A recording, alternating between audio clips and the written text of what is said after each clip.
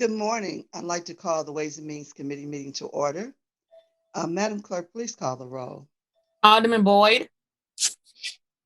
Alderman Vaccaro. Present.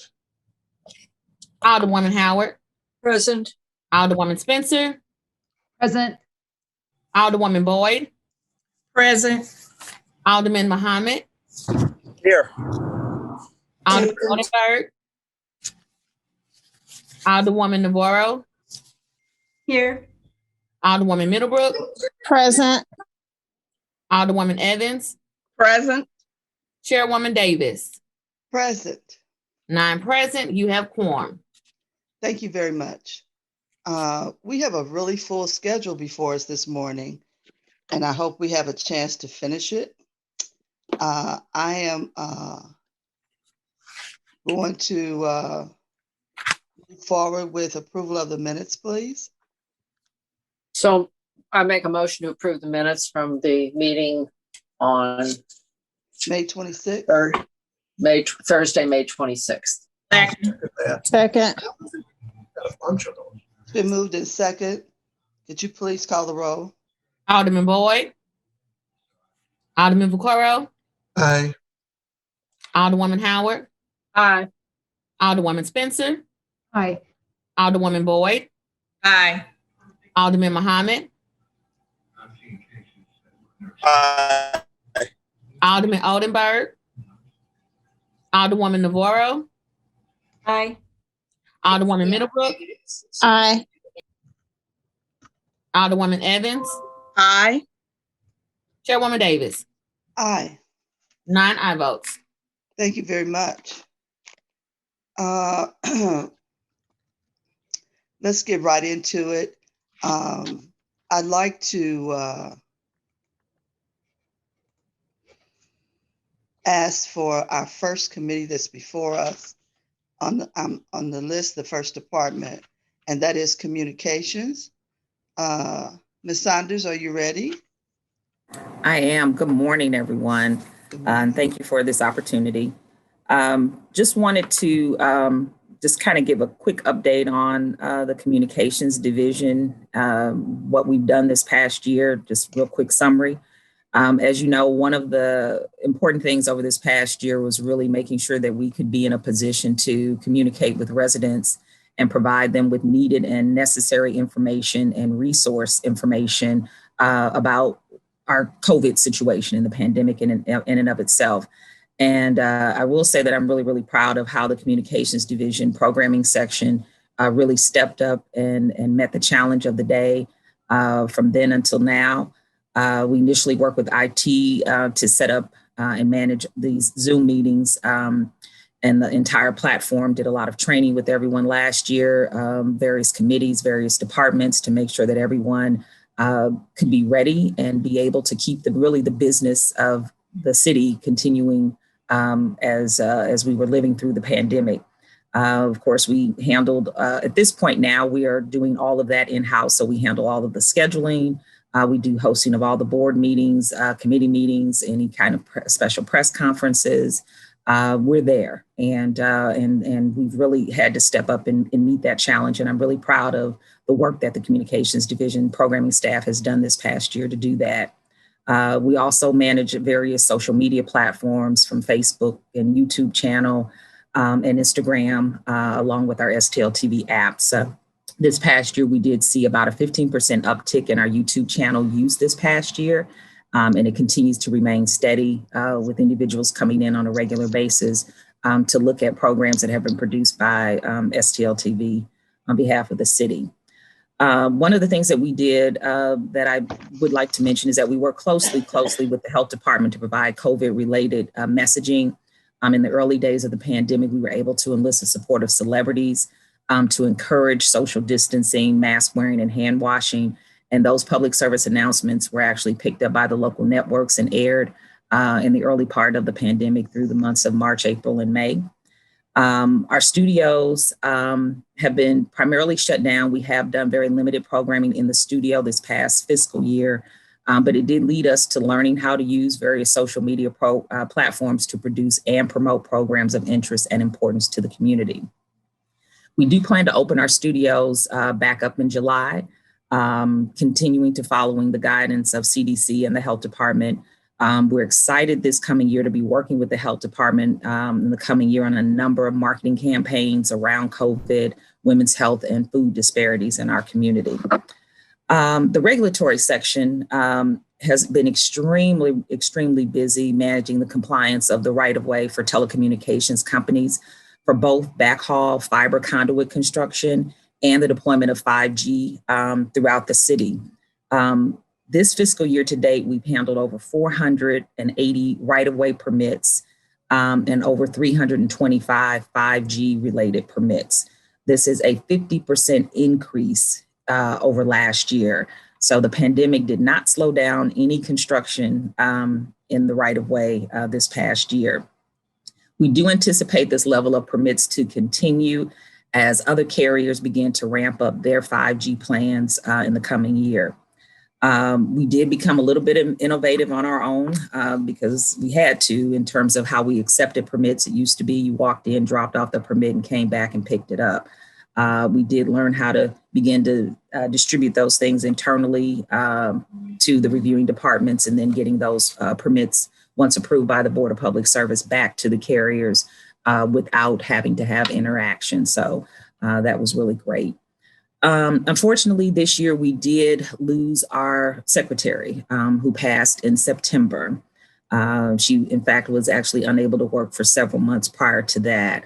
Myself and Shalene Houston have carried out most of the office duties over the last year, anything from payroll to accounts payable and personnel. I really applaud those individuals who do this work because it is a lot of details that have to be followed to do this efficiently. In December, we were able to hire a replacement. However, she decided that she really wants to become a city police officer. And so she left our employment in April. And currently we are interviewing for that position. As far as our budget is concerned, I would say, that we can work certainly within the parameters of the budget that we have, the allocation. It's just our hope that as we move into the fiscal year coming up, which we do have positions that are in there that we just currently have vacant, we do hope that, the hiring freeze will be lifted and we'll be able to return to full staff in the coming year to really help us fill the gap that we have in terms of our personnel needs. But it's kind of an overview of where we are.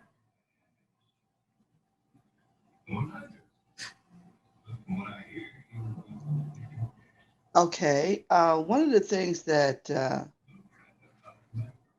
I wanted you to just expound on a little bit more before I start with the committee is tell us more about the positions that are currently listed that have not been filled in that dollar amount. So currently we have a full-time video production specialist that is, it's in the budget. So we have 5 positions in the budget listed and there are 4 currently that are filled. And it's in the budget. I think the position starts around 36 or 37,000 for that current position. And then the other position is the engineering technician 2, which is budgeted at $41,730. That's in the budget. And that is to work with our 5G deployment and overall with our regulatory section to help fill that gap. That used to be a section that had 7 people and it's down to 2 inspectors and myself. Oh my God. Okay. Thank you very much. Yes, ma'am. Alderman Boyd, is your sound better now? Okay, he'll come back. Alderman Vaccaro. First off, and I'm going to keep it very short. These guys do a fantastic job. You really do. I pick on you, but you do a fantastic job. So you're overall satisfied with your budget as long as you get the other people hired? Yes. Yes. So just a real fast question on the 5G. I know they put those towers up and that was Verizon. Yes. So when other carriers come on, are there going to be more of those then? I mean, like we're going to have some for each carrier? Yeah, so each carrier will actually deploy their own small cell towers, or usually they're taking over our light poles and replacing them with the 5G hardware and antennas. So each carrier will actually deploy their own poles and co-locate with the city on our, so that it still will remain a light fixture, but each one will do their own. There's no, the technology doesn't allow them to co-locate with other carriers or to share that same platform with other carriers. So each one will actually have to deploy their own. So the majority of what you see out there now is Verizon, but we still have AT&T, we still have T-Mobile, Sprint, and others that we anticipate coming on board.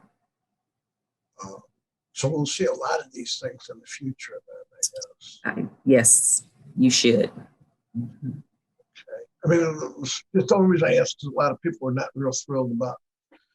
I think some people believe that they cause cancer and everything else.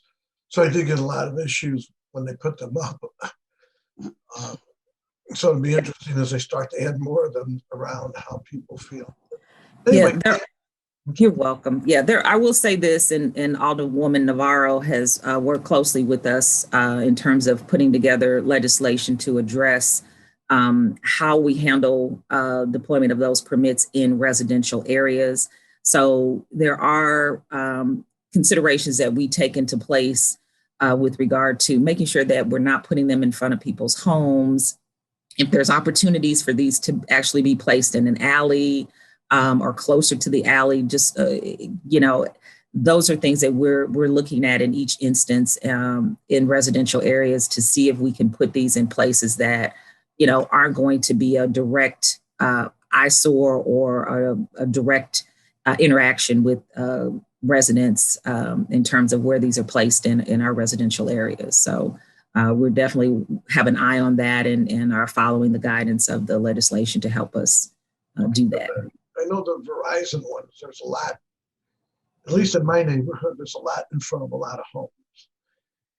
Yeah, we can't, unfortunately, we also have state legislation that also kind of ties our hands to some degree, but Verizon has been willing to work with the city in cases where that's been a concern. And we've asked them to reach out, to the various alderpersons to have conversations as well. If we're running into a situation where there just isn't that many alternatives to placement, and to try to work within that community and within that ward and with that alderperson to see if there are alternatives that we can come up with. So, in the cases that we can, we definitely do. But certainly, as to be expected, there will be instances where, we just don't have an alternative in order for them to be able to make sure that their signals are able to have a complete line of sight from one to the next. Okay, well, thank you. And I appreciate all you do for us. So thank you. Thank you. Okay, thank you. Alderwoman Howard.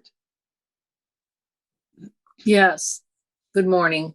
I would like to thank you for all you do. And, I look at your budget and you're running very lean on what you do. And I mean, this past year has put you to the test. And I mean, it has put all of us to the test, but you have done a remarkable job in producing, the Zoom meetings, the everything that you do with the Board of Aldermen and then putting them up on YouTube. And I guess what I'm kind of concerned because do you have enough help? Because now we've kind of started this whole Zoom meeting and, I don't see this going away. Even if we go back in session, I see that we'll probably be using this first in some way or form as we continue on. And I'm looking at some of your positions and it doesn't look like they're funded for the next year. In particular, I guess it's the video engineer. There's no funding for that. And It's funded. It is funded? Yeah, that's the, we have the per performance. I think maybe you're looking at that line item. for the 5112. Is that where you Yeah, are? on page 183, the video engineer. Yes. So that's our per performance budget for an engineer. So if our engineer, we do have a full-time engineer on staff. Okay, And- I see up there, yeah. Yes. Mm-hmm. So, but you interface with technology also. So you guys kind of go back and forth, Yes. even though you're two separate departments, you do interface and work together. With you're talking about IT? IT, yes. Yes. Yeah. We work in concert with each other well. So. Oh, I'm so glad to hear that. We seldom hear that with city departments, that they work together. No, we do. We've got, I mean, I guess the nature of what we do allows us to be in that position. And we have a really good working relationship with Cindy and her staff on matters of concern for us for IT. A lot of, our stuff is really focused on video. Right. But we do have major issues. I really have someone here who's really brilliant in being able to navigate through IT, the world of IT, whatever that is, or internet and online and all that. So I'm really fortunate that we do have Tony Miller here who really helps us out a lot in that area. But if we, do run into a snag, we are able to reach out to IT and they do help us. Well, I mean, I can't complain. Your budget looks lean and mean, and I wish you the best. And I thank you for all that you've done and the stretch you've made over this past year. So I commend you. Thank you very much. And that's all I have. Thank you. All right. Alderwoman Spencer. Thank you, Madam Chair. Don, I just want to echo gratitude for the flexibility and the extra work and kind of just being nimble through this last year and helping make sure that we have the tools and the technology to be online and to be online consistently, and keeping us updated with, all the information we need to get logged on the hearings and things like that. I know it's got to be a lot of work just to get through all those details. Yeah. I agree with Alderwoman Howard. We've got a lean budget here for what you do accomplish, and we thank you for your service. I don't have any questions, Madam Chair. Thank you. All right, thank you. Alderwoman Boyd. Thank you. I have no questions. I just ditto to my colleagues because of, I guess you all show what can be done, and the crew that you have shows what can be done and how to be creative with what you have to work with. So I applaud you. A lot of us, that's what we do. We learn how to improvise and still do quality of work. And that's where I see you all as doing the quality of work. And sometimes I'll just talk to somebody else from another department this morning. It's not about quantity, it's about quality. And I think you all have excelled that piece.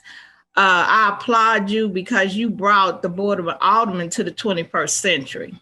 And I know that was a challenge, trust me, because a lot of people were still on the notepads and the books. So thank you very, very much. And so you have helped me and the residents in my ward tremendously. And if there's anything that I can do to help you all, I will be glad to step up. Thank you. Thank you. All right. Alderman Collins Muhammad.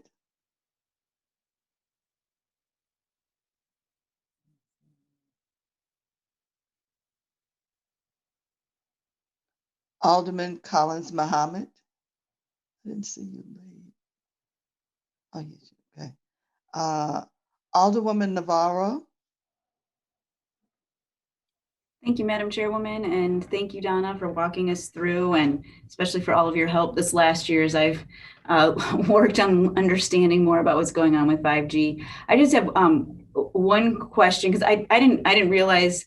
I guess if you could maybe just explain a little bit how those 5G permits work with the communications division and BPS. I didn't realize when I was on all those calls with you that you were representing the communications division, or I just am not clear how those permits work through and what the role of the communications division is in reviewing these permits that you mentioned, the more than just the 5G. It sounds like right-of-way permits and a variety of things.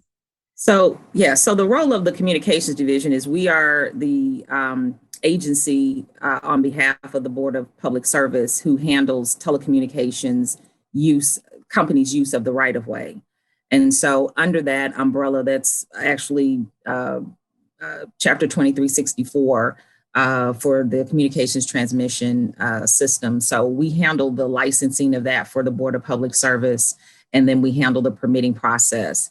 And with the inclusion of 5G and small cells, that still falls under the Board of Public Service. And so that's a responsibility that was also given to the Communications Division to manage the compliance of those permits. And, you know, that includes, you know, all of the permits. I do also the annual billing for use of the right of way. So that's also handled through our office every year.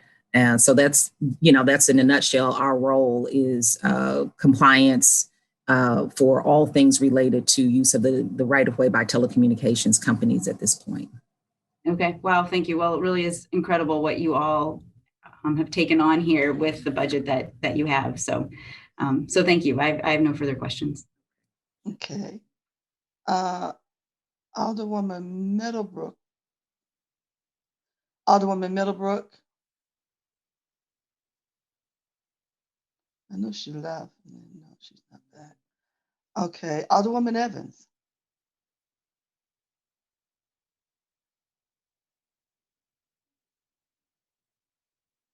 Alderwoman Evans. She's on mute. I'm trying to unmute myself. Okay. Well, I guess I'll just have to hold this button down while I talk. Good morning, Madam Chair. And I really don't have any questions. I just want to thank you, and we appreciate all that you do with televising and having it so that we can view it on YouTube. You guys do a phenomenal job, and I appreciate your services. Thank you. Okay. I only see a few alder persons on. If anyone is interested in asking a question, could you please just go ahead and either put your hand up or go ahead and just take turns and speak. I just saw Alderwoman Hubbard come on. Clark Hubbard, if you're interested in asking a question or making a comment for the Communications Division.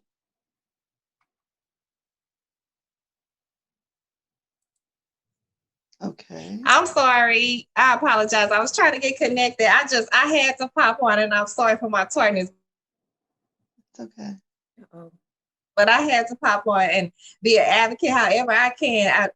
On behalf of STL TV, we know that they are an immeasurable resource to us at the city. And this is how we can control our narrative and make sure not just our constituents, but the region knows about all the good things and, everything really that's going on in the city. And they do it on less than a shoestring budget. So I want to make sure that my voice is heard, that anything I can ever do this process or anything else to support STL TV, they know that I am 100% in support of that. So thank you for letting me speak, Madam Chairwoman. Good morning to my colleagues. But STL TV, you know that I hope that we can even take you higher now with the direction that you're going in. Thank you so much. Thank you.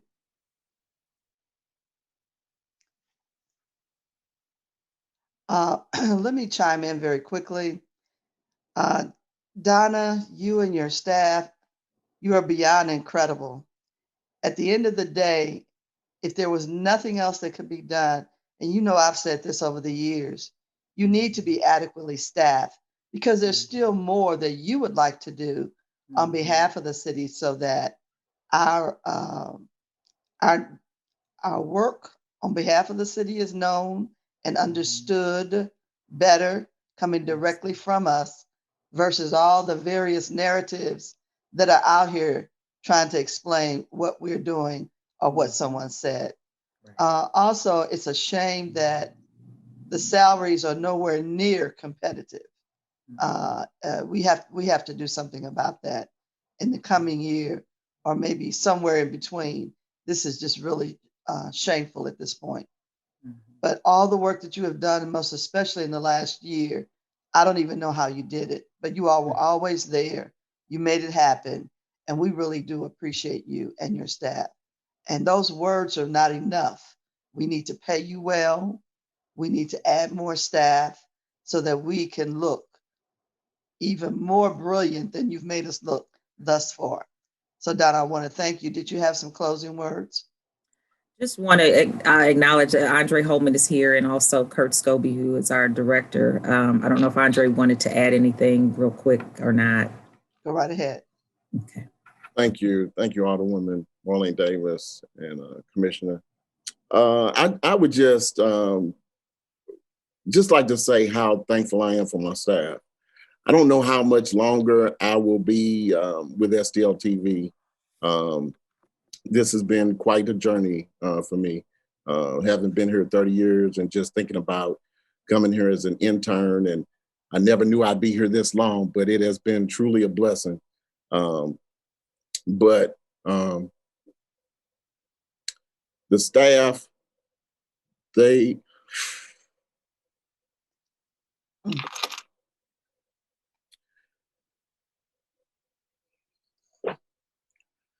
have been amazing. Said I wouldn't go get emotional, but it's hard. Right, take your time. It's hard. I will say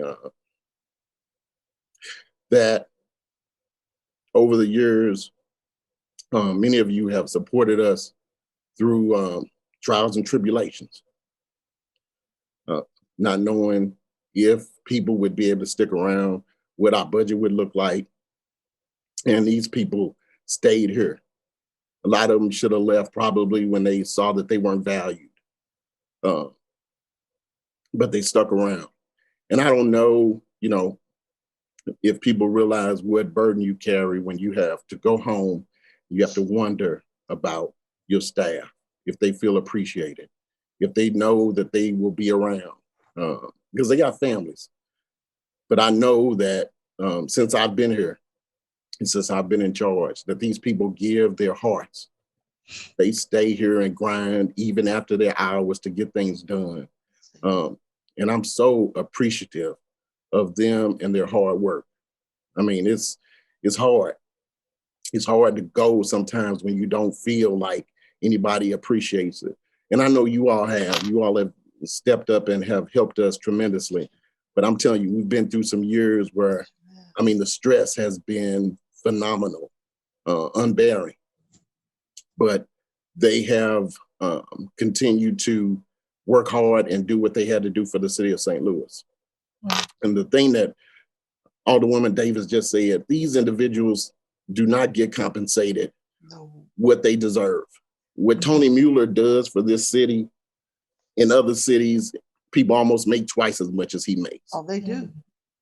And it's a shame that no one, and I know it's been talked about to evaluate and look at the salaries and see what needs to be done on behalf of the city employees and make sure they're up to par. But this department isn't. And that's the sad thing I hate is that, when I do leave here, that there'll probably be a lot of turnover. A lot of people will leave because we lost one of our newest video production specialists because she figured out she could make more money not working for STL TV. And she was the youngest. She was the youngest employee that we have here. And so it's just a lot that has transpired over the many years. But I will ask that you all continue to support us. I appreciate the new administration. The mayor has told me that she really wants to do whatever she can to support STL TV. A lot of people know. It's been public. People know what we've been through. Yeah. And I just want, even if I leave here, I just want my people to feel appreciated, and that whatever they decide to do, if they stay here, that they are compensated the way that they should be. And, even without the proper staffing, the number of people that we need to do what we need to do, they don't complain. They just keep grinding. But they need to have support. They don't need to be grinded to the point that they are like exhausted. We need that support. And I just have to thank the Commissioner Donna Brooks Sanders for all that she's done in supporting me and the staff to do what we could do to make this city better. And we compete with any other city in the state of this country. We do. And I just want us to be able to have that communication to say, I just want somebody to say, what does STLTV need? We don't have good vehicles. Kurt Scobie has helped us out. We have vehicles that go over to the garage so much, it's ridiculous.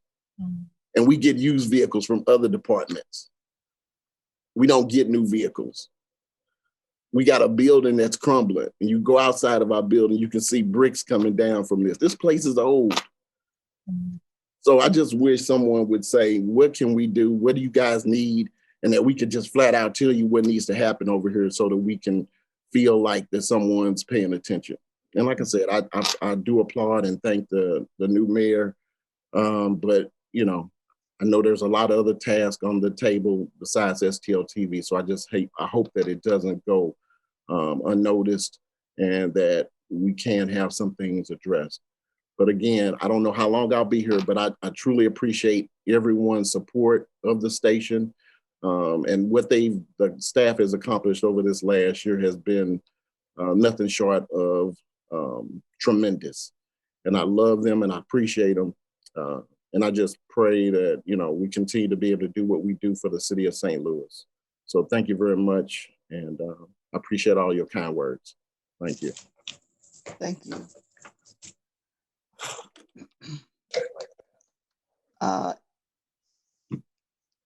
Donna, was there anybody else? I didn't know if Kurt wanted to speak at all, but if not, then yeah. Okay. Well, I would go ahead, Kurt. There's not a whole lot more I can add new than what's been already said. It's a small department that does quite a bit, a mile a minute, and they show a lot of skill, and I'm always amazed by them under Donna and Andre's efforts and all the others. I'm always amazed and impressed. Thank you, Madam Chair. Thank you. And just to put a cap on it, a lot of people don't understand this department stepped up to the plate when we started with cable being available in this city. They improved themselves. They watched what was going on. But as usual, the state stepped in and approved bills that took funding away from this city. We would have been able to do a whole lot more. But we can definitely say to you, you need to be reevaluated, and those salaries and those positions need to be audited for effectiveness and efficiency. And I can never say enough thank you. I watched you through your whole career. So yeah, both of us. it's quite amazing. Awesome. And thank you all. Thank you, Donna, for your leadership. And everything is duly noted that you have shared with us. Thank you. Appreciate you. Donna? Yeah, just wanted to say thank you so much for the opportunity to come before the committee, and appreciate your support in any way possible moving forward. So I see that Alderman Boyd has left again.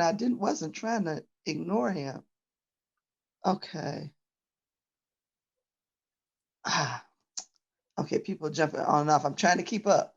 So let's say thank you, and we're going to move on to our next presenter. All right. Okay. Thank you. Thank you. Thank you for your service. Thank you.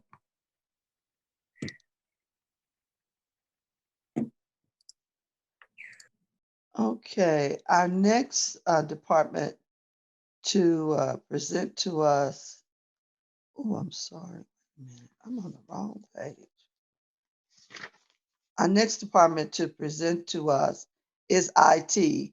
Cindy Reardon, are you ready? Yes. Good morning, everyone. Good morning. Go right ahead, please. Good morning. Good morning. Joining me today is Kathy Dorr. She's one of our information systems administrators. Her square disappeared on me. She was here a second ago. She might have dropped and she'll be joining again. Okay. But I'm happy to be here with you all today and answer any questions you have about the IT department. I think to start off with a couple of highlights that you might want to know about when you're looking at our budget numbers. A big one that is our ERP system, the Enterprise Resource Planning System, that is close to a year into our implementation cycle of moving the city off of a legacy payroll and finance and HR system and into a newer, modern cloud-based system, which is actually two vendors that we selected. Oracle Cloud is the primary ERP vendor to do all of our finance and HR systems and payroll. And then we have a second vendor that specializes in time and attendance management. So everything that we do on paper timesheets now will move into that other vendor, which is UKG. Formerly, they were known as Kronos, which is a little bit more of a common vendor name that you hear. So a lot of people recognize Kronos, but they've merged with another company and they're known as UKG now. So those two vendors together will do kind of the entire process of time and attendance management, accruals of employee time taken or earned, and then feed into Oracle, where we'll manage the HR side of the house as well as run the payroll. And then in addition to that, do all the finance stuff, which you think of as the comptroller and the supply chain and the budget process. So that's a pretty Herculean task that we have undertaken, and it is going quite well. And you will see it reflected in our budget and our computer and technology services, contractual services line item, because while we had bond money that paid for the implementation of the project, there is an annual software licensing expense that we will now need to pay once we finish the implementation. So other line items, and really it's still in the same line item that you see a fairly large increase, that account 5634. The other reason for that line item increase is our Google services. As you know, we're a Google client with Gmail and Calendar and Google Docs, and there's an archiving component to all of that, which we're required for public records to maintain of what we call the Google Vault, but the Google Archive, and Google's raising their license fees on that. And in addition, we're probably going to be adding several hundred more Gmail users to our license count because of the ERP system and because users who don't have email now will need to have email accounts. So the Google license is the other thing that's going up for us this year. Everything else is really staying pretty steady. Our table of organization, our employee count, our positions are all staying pretty much where they are. So maybe I'll stop there and let you guys tell me if you have questions. All right, thank you very much. Alderman Boyd. Good morning. No questions. Thank you. All right, thank you, sir. Alderman Vaccaro. Good morning. Cindy's back. You were out of the square and I came back. Oh yeah, Kathy's back. Kathy, there's two Cindys on the screen. Oh, okay, I see that. Okay. And we're both wearing red today, so I don't know how to help you. I'm the one with glasses. Kathy's the one without glasses. Okay, they both say. Okay. I tried hard to correct my name, and it just kept telling me I was Cindy. So I'm sorry. Okay, that's okay. You were thinking IT. No, I'm just kidding. No, once again, just like communications, you guys do an amazing job.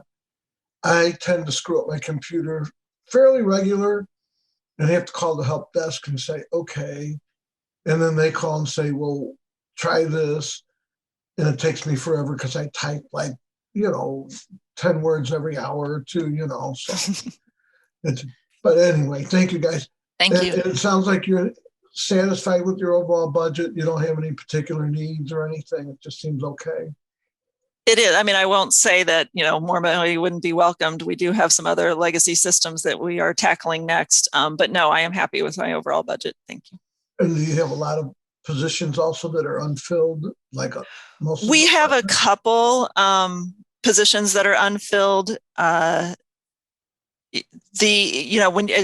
Speaking of staff, I think the biggest risk to our staff is not so much the number of positions, but the number of folks that I have approaching retirement and the challenge that that's going to bring to make sure we have a good rotation of getting new folks in and trained and learning and having knowledge transfer from my other folks before they retire. So that's always a challenge, that succession planning of how do I get somebody ready to fill in before someone retires versus the person's retired and gone and they took their knowledge with them and now I've got somebody new who needs to figure it out. So that's something we're trying to grapple with and look at. I'm open to ideas on how we might do that succession planning so that we have kind of a rotation or a passing of the baton rather than these hard stops. But retirements is probably the biggest risk to staffing for IT right now.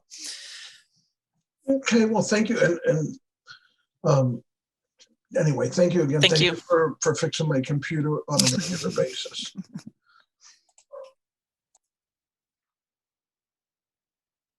All right. Alderwoman Howard. No, I don't have any questions. I'm happy that we're switching over to 21st century systems in the city. So we won't be looking at the old black screen with the green type much anymore. Right. Well, there'll be a couple, depending on if you're looking at the green screen for finance or, for your general ledger stuff, you won't be looking at that anymore. Okay, so collector revenue and license collector are kind of our next two big ones that we need to tackle. Okay, it's like, okay, good. Yeah, good, thank good, you. Good. Thank you. That's all I have. All right, thank you. Alderwoman Spencer. Thank you, Madam Chair. I had a question about sort of the IT infrastructure within City Hall. We're not back in person, but when we are in person, I find the connection, the internet just to be so poorly functioning within the Board of Aldermen, from within my office to the chambers. I usually connect to the internet via my phone. I tether to my cell phone service. And I don't feel like I can even work efficiently in my City Hall office because the internet speed is so poor. Okay. And this is something I've brought up to our IT department for the last several years. And I just feel like we should, not just for the general public who may be, kind of there observing and need, but we really need to have a 21st century internet connection for our legislative body. Definitely. Thank you for that question. We've been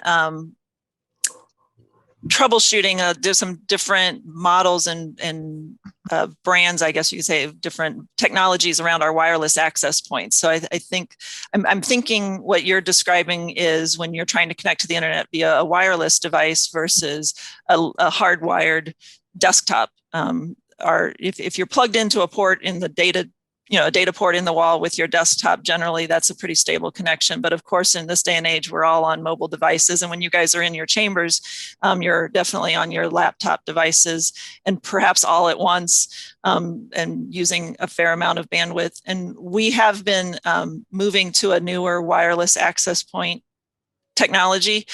So I will definitely have my network staff take a look at the signal strength in the chambers as well as the aldermanic offices to see that we got a strong signal there for you.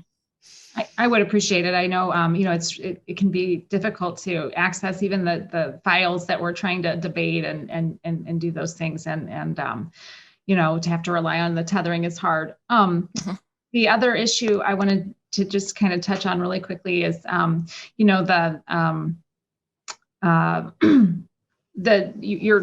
as you kind of are working towards the upgrading of the technology used in departments. I wonder if that's something that could be communicated more broadly so that we can kind of understand what we can expect, with the collector's office you mentioned and that sort of thing. We have so many departments in need of new infrastructure and IT, and I know we don't budget enough to upgrade those things. So your hands are tied, and this isn't anything as far as a failure by any stretch. It's sort of a failure of our city to invest in upgrading these aspects over many, many decades. But if there was a way to kind of keep us informed of what we can expect, it would be very, very helpful. I know our residents are often amazed at how archaic our systems are. So. Definitely. And you're speaking to more of a direct communication from IT to the Board of Aldermen versus more public, or are you referring to more public? Just like just like a schedule or a calendar or set of priorities, or what sort of the overall goals for the year might be. So I think it would be unreasonable to ask for sort of regular updates or anything like that, but maybe just sort of a broad stroke. These are the things that we're planning on doing and upgrading this year. This is what we're able to do, and this is what you can expect, and your residents can expect as far as interfacing, with new technology within the city of St. Louis. Yeah, I'd be glad to put together some bullet points for you guys on a kind of a high level of our projects. And then, of course, once you have that and you review it, if you want to drill into any projects in particular, our web team has been doing a lot of stuff that I would love to like do demos for you and show you. But we have really been working on more public facing interactive content. So yes, definitely. Let me put something together for you guys. And then lastly, just the website, the city's website and all the different websites within the city. Is this under you, Cindy? Yeah, so the stlouis-mo.gov site is under my purview. We have a web team of 3.5 people who maintain that site and what manage the content system that Hello? Makes it all work together. I'm listening to it, but I can't find my name on here. Sorry, Brian, we can hear you. Oh, there he goes. So yes, but we don't do it single-handedly. What I was going to add is that we have contributors from the various departments who create a lot of their content and can post some of the post content to their sites as well, using our templates and our help. So that's helpful to know. Thanks, Cindy. I have no further questions, Madam Chair. Thank you very much. Alderwoman Boyd. I don't have any questions. I just have a statement. I don't think people realize how barbaric the city of St. Louis has been and the challenges that you all have to bring us up, and I keep saying to the 21st century. And so we're dealing with departments, as I said before, all they did, we did the old-fashioned way, and I'm probably speaking my age, but we didn't know about computers. Computers I was introduced to was my father worked for the government, and computers was as big as a building. And so now technology has changed us, and so I think people need to realize you all have a challenge. It's just like who we spoke to earlier. You all have a very large challenge to bring our city up. And so now you're like going backwards to come up front to get us where we need to be. And look at how many departments are still obsolete, where they still using pen and paper and typewriters and whatever. And so I applaud you all because you have a challenge. I'm from the senior group that didn't know about computers, and grandkids had to teach me the basics just to get in. And so I applaud you all, and I thank you for what you do. I just think that we, as the Board of Aldermen, were always behind. And so you all are trying to bring us back up to par. And it's going to be a challenge, but continue the good work that you are doing. Thank you. Thank you. And Alderwoman Boyd, I would say that all of us learned a lot during this pandemic. One silver lining, if we want to look for a silver lining, is we were forced to learn the technology. I think we have a smarter, wiser workforce coming back. All right. Thank you. Thank you. Alderman Collins Muhammad.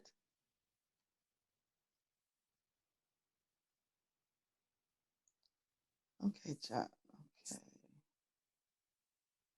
Alderwoman Navarro.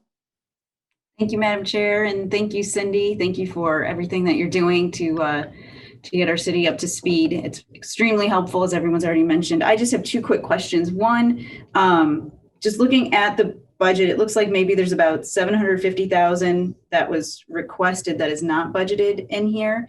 And it looks like a good chunk of that is coming from that computer and technology services. Could you just go over what you requested that is not, that won't be possible with the current amount here? Sure. Like I said, some of it, a lot of it was that ERP program, which we will fund. Some of the places where we're going to have to make cuts are, we're going to try to negotiate with our legacy system maintenance software provider, because we will only need that for partial year. We're going to see if we can't find some savings there by not paying for a full year of maintenance. Don't know if that'll work out or not. The other places are, apologize, I'm looking through my notes here. There's some work that we had planned to do on the fiber network, some software maintenance agreements there on the camera system that we might need to renegotiate or look for savings. And then there's a fair number of renewals that we negotiate every year on our mainframe system that we're going to look at. Just so it's kind of a nickel and dime type situation where, because we didn't get the full amount, we're going to, work with our vendors to see if we can't get pricing or split it across fiscal years or that sort of thing. I don't think we won't let any software lapse. Let me say that. We're going to have to keep the lights on. We're going to have to keep the show running. And probably what will happen is mid-year, I'll reassess where we're at and talk with the budget division about options for savings in some accounts to be moved over to other accounts. Gotcha. Yeah. Well, good luck with all of that. Thank you. And I guess the bigger question here, and maybe this is for Paul Payne, but it seems like with a lot of these upgrades, we should be saving money somewhere else. If we're relying on Google and their whole suite of services, or I'm even thinking about like responding to sunshine requests, like should be taking a lot less time, right? If we can search through our emails and search through our systems quicker. So are we saving money somewhere else? Maybe it's not in your particular budget, but are we saving money somewhere else? Are we seeing those gains somewhere? Well, not to the tune of $750,000 in any one fiscal year. I think that's the challenge. You're right. You would think that as we upgrade systems that we would save money, but the systems we're upgrading are nowhere near the cost of the systems we're moving to, partly because they were in-house written programs that we don't pay software maintenance on. We pay Kathy Dorr to stay here forever, right, Kathy? And continue to maintain systems that our staff wrote. So there's that. There's not really a savings in terms of software licensing. If anything, there's quite an increase in software licensing. And then I think the other savings are in employee time spent on a task. So when we save their time and say you don't, like sunshine requests, for example, it doesn't take as long to do it, but that employee is generally tasked with 20 other things that it might be more of a shift of having time to spend on higher end tasks versus mundane tasks. And I'll let Paul add to that if he wants, but we're not seeing like a drastic reduction in staffing because of any of these changes, partly because staffing is stretched so thin, they're just like maybe a little less taught.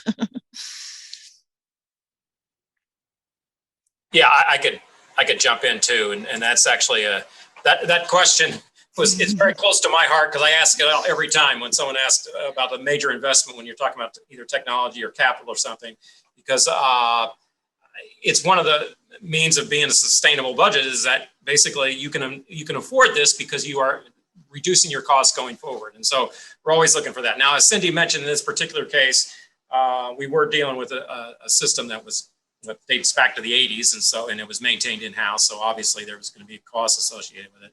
But I think that's a good question going forward. Anytime we're talking either capital infrastructure, including the information systems, that highlighting and looking for where the efficiency is going to be, whether it's in reduced manpower somewhere else, or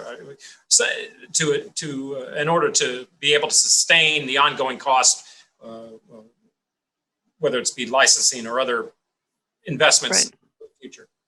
We are expecting a significant decrease in the amount of paper that we have to purchase. And carbon paper. Carbon paper is not cheap, so there will be less of that. I don't know if it'll completely wipe out the expense. Yeah, thank you. And that's kind of what I was thinking about. And I don't know if there's a way for us to measure, but I just imagine as our systems become more streamlined and it's easier for people to navigate anything at City Hall. I mean, whether that's just getting their, paycheck and payroll and all of that, to licenses and permitting and all of that, that's going to translate into better experiences for the people accessing our services. And hopefully that would mean more people are coming to the city of St. Louis because, oh yeah, it's easy to get this done or that done. And I don't know if there's a way to measure that, but in my head, I think that, that this has got to move us forward. This has got to be making things better and easier for our residences and for our businesses here. And that's worth something. That's very valuable. Thank you. Yep. So thank you. I have no further questions. All right, thank you. Alderwoman Middlebrook. Thank you. I have no questions. All right. Alderwoman Evans is gone. Was there, okay, I don't see anybody else. Cindy, I just wanted to share a couple of things.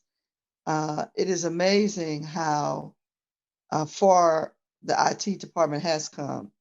And I know when I came in as an alderman in 2007, I was in shock that people were still using so much paper to chronicle anything. And most other companies, and especially several that I was involved with, we had long left that as much as 10 years prior. So we are finally getting where we need to be. And so we thank you for that. Thank you. We're going to have to understand that it will cost some money for us to finalize this process. And hopefully we will continue to evaluate. So did you have any final words in closing? Just a shout out, because as I came in at as I was arriving at the meeting, communications was finishing up, and I wanted to give them a shout out in their partnership with us and helping you guys pivot to the virtual world for the Board of Aldermen meetings and hearings. We helped get the licensing in place, but we could not have done what they did to host and run the meetings and stream them to YouTube, and all of that was the communication side. So they've been a great partner of ours, and I just wanted to share that with you as well. Thank you very much. And thank you for coming before us today. And we wish you well for the coming year. And hopefully we'll have an opportunity at some point to reevaluate. Thank you. All right. Thank you. Take care. Very much. Thank you.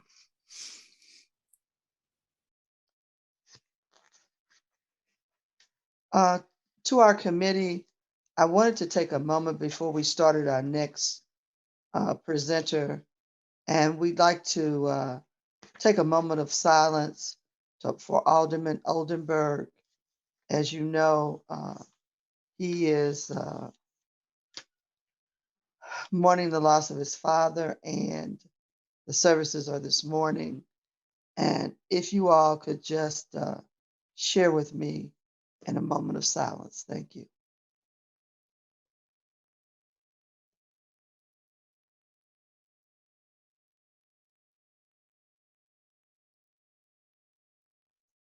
Thank you very much. Our next presentation is the Board of Public Service. And I see that Richard Bradley is here with us. Good morning, Alderwoman and committee. Can you guys hear me okay? Yes, sir. Okay, thank you. So what I'd like to do is, if it's okay with you, I'd like to just give a brief overview to start with, and then I'll walk through each of the divisions and give you the highlights and open it up for any questions that you guys may have. So the Board of Public Service is comprised of 5 divisions, which are the President's Office, Facilities Management, Equipment Services, Special Events, and Soldiers Memorial. Last year, 21 fiscal year, our total budget was $36,581,768. This year, fiscal 22, our budget is $38,223,217, which represents a $1,641,449 increase. Last year, we had 238 total employees. This year, we will have 236 total employees. That $1.6 million that I just referenced, the vast majority, the lion's share, is above the line items, which represent salaries, Social Security, health, and retirement plans. So now I'd like to step through each of the divisions and then just give you the highlights of their budget and then open it up for questions if that's okay. So division number 900, which is the President's Office, last year had 47 employees. This year down to 45 employees. Basically, there were 2 positions that were vacant that were removed from the budget. We couldn't hire them due to the hiring freeze. So it was a construction project leader and a civil engineer 3 were removed from the budget. And a couple other changes that were made this year in the budget. So last year we were at 2,443,480, and we're at 2,738,113. And the reason for most of the changes above the line, but I do want to highlight that there were 2 separate accounts in this budget, 1116 that was used to fund projects from such as other divisions that we do, and 1211, which is our federal projects, reimbursements from like MoDOT and federal government and so forth. And those positions were all moved from those separate accounts to 1010. And the reason for that was because those were reimbursable items. And in the past, there were issues that popped up with, how much the reimbursements were, if there were extra costs on a project that weren't reimbursable.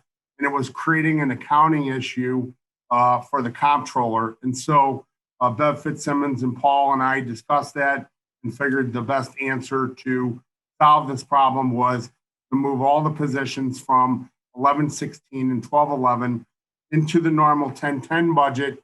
And then when we got the reimbursements, they would go back towards those positions in 1010, not creating accounting deficits. So that's a highlight of 900. Would you like to ask about each one, Alderwoman Davis, or should I go through all of them and leave questions until the end?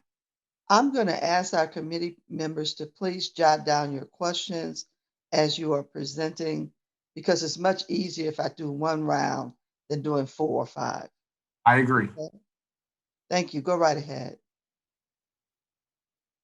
And the next division that I have is facilities management. And the one thing I want to note about facilities management is it actually has 2 budgets, 903 and 903-0001.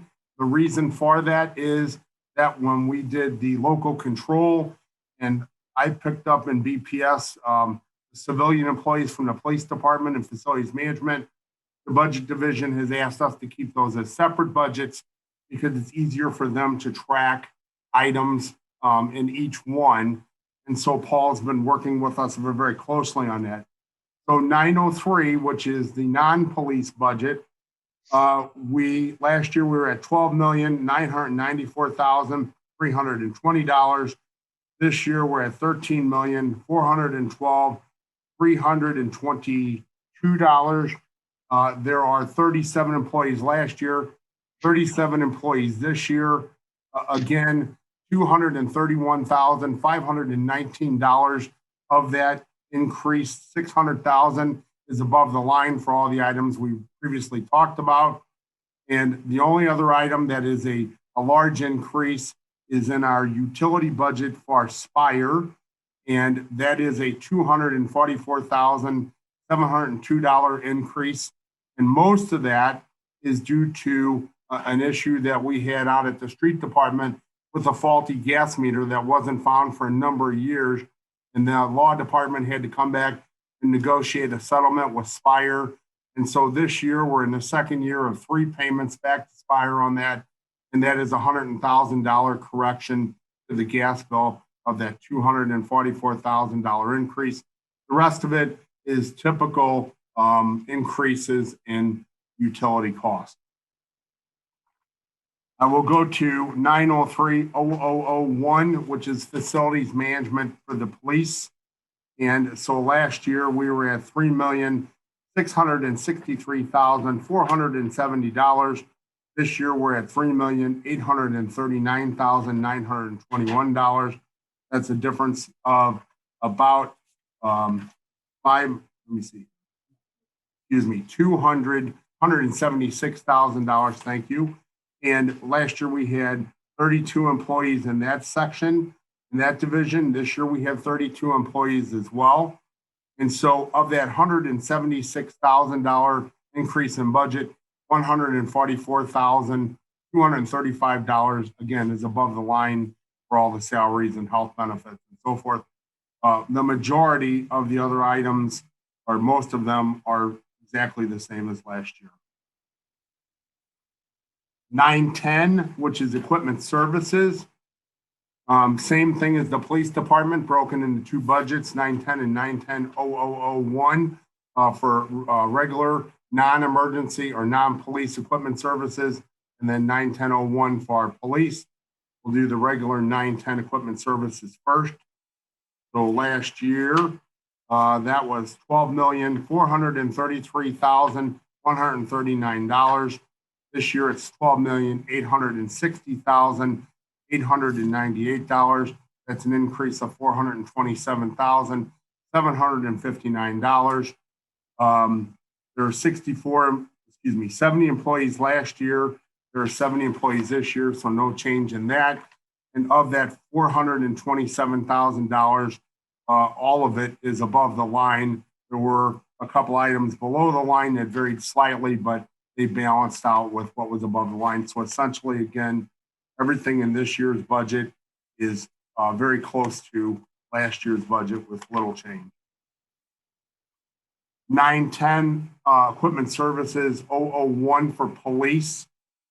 Last year, the budget was $4,762,756. This year, $5,067,563 represents a $304,807 increase. 48 employees last year, 48 employees this year in that division.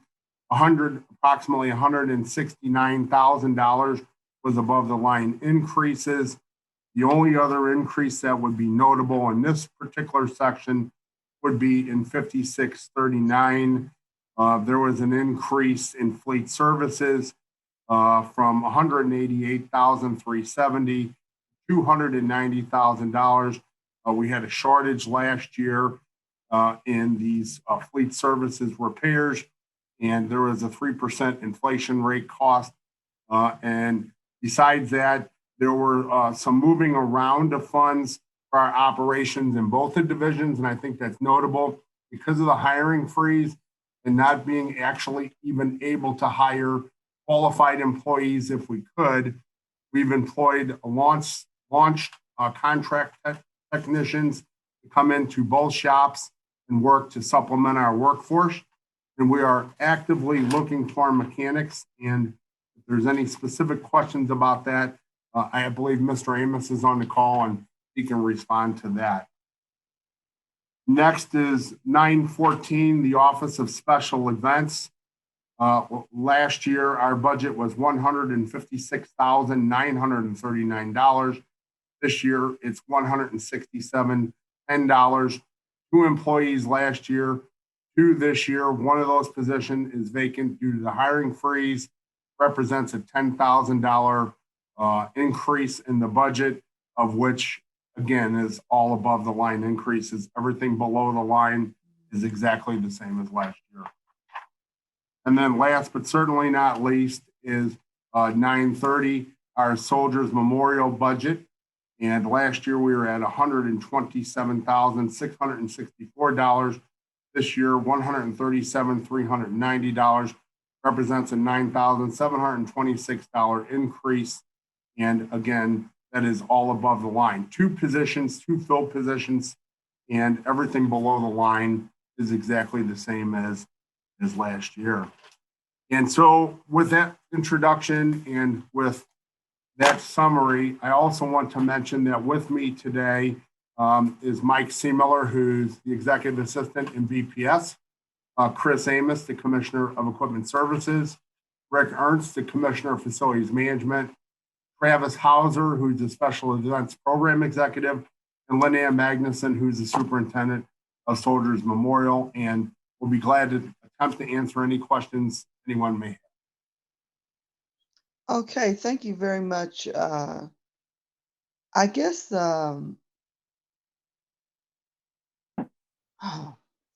I just want to ask Paul to be prepared at the end, because I need a long explanation. How long are we going to have these two budgets, one for police and one in Board of Public Service? We are one entity now. And so don't answer now, think about it, but I'm going to need that at the end. So let's start with the committee. Alderman Boyd. Yes, thank you, Madam Chairwoman. Good morning, Rich and everybody. Good morning. Rich, I only have one particular question, and it's about staffing of BPS liaisons. How many of you authorized right now, and how many do you have? I believe we have 2 liaisons. Oh, no. 2 liaisons. Yes, sir. You know, it's a probably a normal complaint about it takes so long to get things done through BPS. And I know you've heard it for years now, but it doesn't seem like we're adequately staffing your department so that aldermen can really get projects done. And so you have all these years where you just keep rolling over capital money because you can't get projects done because we don't have enough Board of Public Service liaisons. And of course, everybody, every department director, when something goes wrong out in the field in our wards, it's always call your alderman, call your alderman, call your alderman. But we have no control over deliverable of those services. So when will we fix and solve that problem? So we could probably ask for another liaison. I think that with the budgets being as tight as they are, I've not gotten any positions. In fact, as I just mentioned previously, we lost 2 vacant positions. I think the other thing to keep in mind, Alderman, and your point is very well taken, and I try to get personally involved in many of these things to push process along.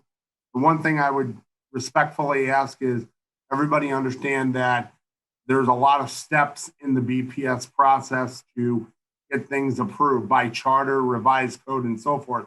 So sometimes I do agree that it's because of understaffing, but sometimes I also would believe it has to do with the somewhat bureaucratic process, again, very respectfully, that we have to go through in order to get things approved. Okay, so, and I love breaking through bureaucracy. So how do we fix that? You know, because you get blamed for a lot of stuff not being done. It's not your fault. It's not fair to you. It's not fair to Donald Williams, who's just one person, and that's mine. And so when the alderman starts screaming and hollering, then all of a sudden feet get to moving real fast. But then what's happened is it's taken away from another project that was in the queue. And because certainly you guys want to deliver the best service. So I never believe in beating up on anybody, but I do believe in trying to solve a problem. And if there's too much bureaucratic red tape, how do we fix it? Your point is very well taken. When I started in 2009 as the president, we sat down, we looked at feasibility studies and other pieces of paper that, you know, naturally, unfortunately, engineers sometimes create. And we've made leaps and bounds with getting rid of paperwork. I think there's always room for improvement. Certainly talk about this, But again, there are other offices that are involved here, and I'm certainly not going to mention those that, you know, we have to get approvals from before we can proceed a lot of times. And so I think what happens is, you're right. On occasion, we get caught up in that, and people believe that we're not moving the process along. To your first point, though, I would love to have one or two more liaisons, because I think it would be much more efficient to get that done and work with you guys on projects and get estimates out and be able to meet in the field and all those. I think 14 wards for one liaison is a lot. And so I'll certainly look into that and certainly do whatever I can do to speed the process up. Okay, Paul Payne. Is Paul Payne still on? Yes, hello. Good morning, Professor. Good morning. How are you this morning? All right. I need you to feel our pain. Okay. We need another liaison.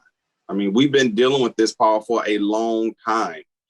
And I know in every year, I have never served after 18 years, heard of us having an abundance of funds for the budget. It's always funds are tight, funds are tight, funds are tight. We have to cut. We've been cutting for 18 years almost.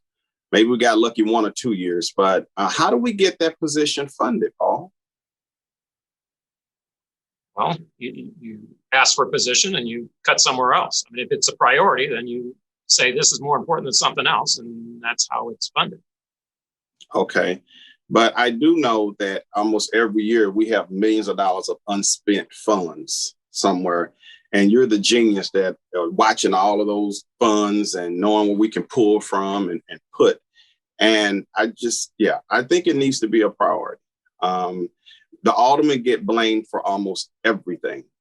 I just, did a story with Channel 4 yesterday about the broken light poles and how it's been out for 2 years. And then it comes back, well, they said, call the alderman. They said the alderman, and so everything comes back to the alderman. But guess what? I don't fix light poles. None of us do. Not one alderman is fixing anything inside City Hall. We're just, the voice for our people. And we need to stop being shortchanged. And especially if we're going to get blamed for everything, we need to have the adequate resources so that we can at least appear to be delivering good services. So certainly that is something I'll be looking at as we look, to do some amendments. But it's been far too long of just kicking that can down the road and not having that position over in BPS. 14 aldermen for one person, that is way too much. And I'm not a personnel person, but I would think at least 4. And I believe when I started 18 years ago, there was probably about 4 in that office that were liaisons. And, even back then, things were challenging. And now they're just even more challenging with 2. So anyway, that's my piece on that. I'm looking forward to you, Paul, finding whatever Rich is asking for that one position. I don't know if it gets $100,000 a year with benefits or what, but I would appreciate it if you can help us find that. I will prepare, as the chair has directed, I will prepare any amendment that's submitted, however you'd like. Thank you, sir. Appreciate you, Paul. Sure. No further questions, Madam Chair. Thank you so much. All right, thank you. Alderman Vaccaro? Yeah, I mean, I know not everybody, but this group gets mad at me every year, but we can easily find it. You got a department that has 2 people with $100 and something thousand budget, and that's special events. Prior to special events, the street department is the one that issued all the permits. I'm still, it's something that was put together maybe, I'd say maybe 15 years ago at the most. And it worked without it before. Rich, would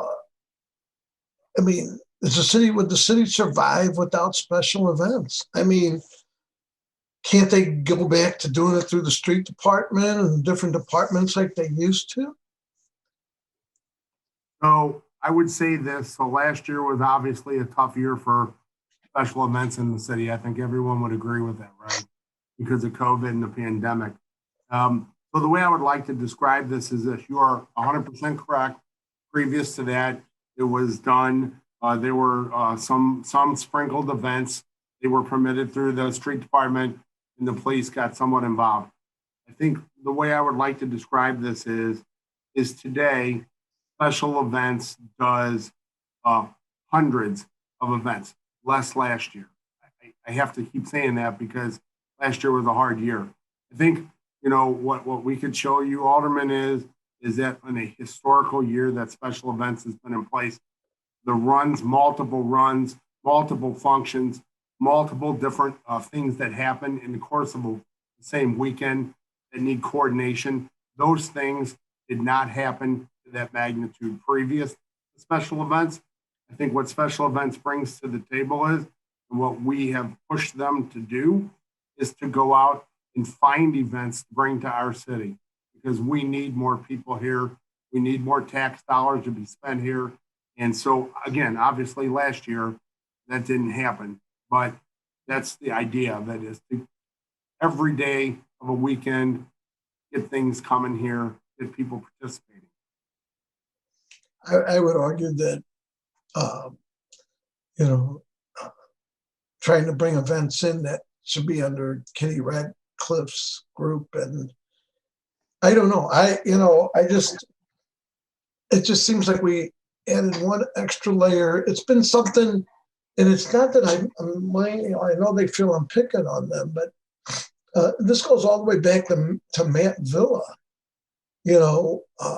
When me and Matt had talked about this, when Matt was an alderman, that it seemed that there was just, added one extra layer of, and all they did was, you would, when you put something in special events, they would just say, okay, now you got to go to this department, this department, this department. They didn't actually do it for you. And it just seemed like it added one extra layer of and I'm not trying to cut anybody out of their jobs or do anything, but it just seems to me that, as we're looking for, I guess we'd have to weigh out, is special events are basically that money could go to hiring one, if not two, liaisons to move projects along a little quicker, in the neighborhoods. And maybe the people that are on special events, we can put them in some other department, maybe move them over to streets where they can still do something under a different department that has a budget. It just seems to me that, and again, it goes back to even with Matt Villa, where we talked about this, where it just added one extra layer. And as we're looking to, like Paul said, well, find the money. You're gonna have to cut somewhere if you want these liaisons. And I guess as the different aldermen are gonna have to make a decision. Do we keep, that or move that into streets or somewhere else and use that money to hire the one, if not two liaisons? It's only two people working in there, and one of them that's been filled. So you really actually have one person working in there. And I know they think I'm picking on them. It's just that it's been one of those things that it just seems like it's added an extra layer to something that doesn't need an extra layer. You talk about when they go out, that one person has been out, I guess, recruiting. I guess we could find out from them what all they've brought to town, and why hasn't Kitty Radcliffe's group, because that's what I thought, they have all the St. Louis is and all that stuff.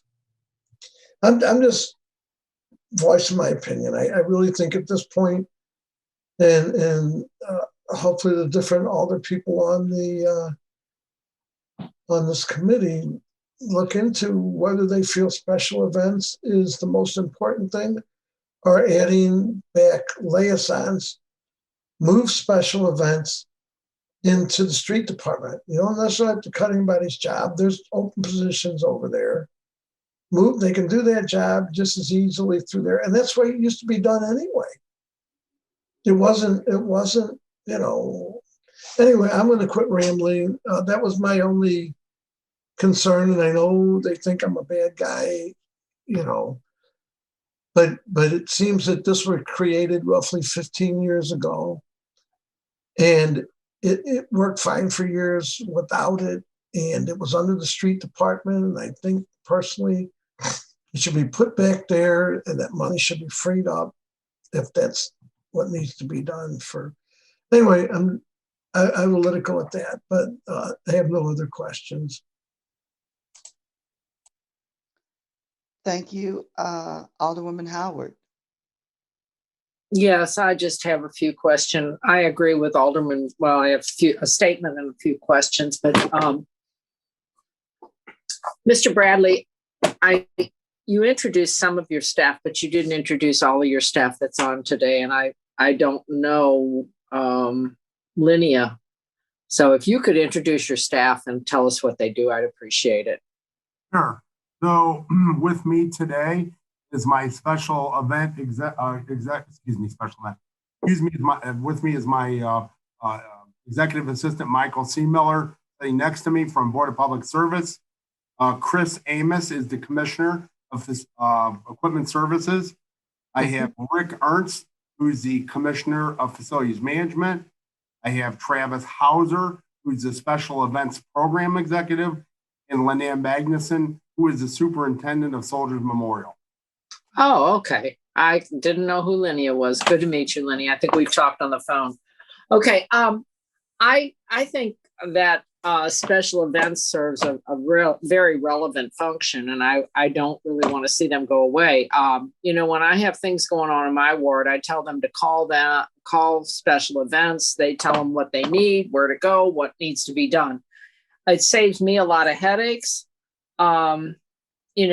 People having events and then finding out they don't have a liquor license, or they didn't get the street closed, or, whatever. I think it's a good choke point for people to get everything they need if they want to have an event in the neighborhood. And I appreciate the service they perform. I think that it's for $100,000, I think it saves us a lot of work as far as knowing, and directing people, because each event has its own nuances and what they need to have. So I don't know all that, so I appreciate the knowledge that Mr. Hauser brings and educating those people.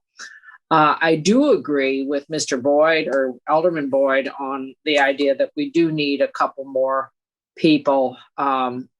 Things move slowly, and I understand there's more moving parts than just those 2 people or possibly 4 people. But when I came on board, I believe there were 4. And things seem to go rather quickly. And I get, as I tell my person, I said, I know I'm not your only customer, but it's hard to keep up with everybody's needs and wants and desires.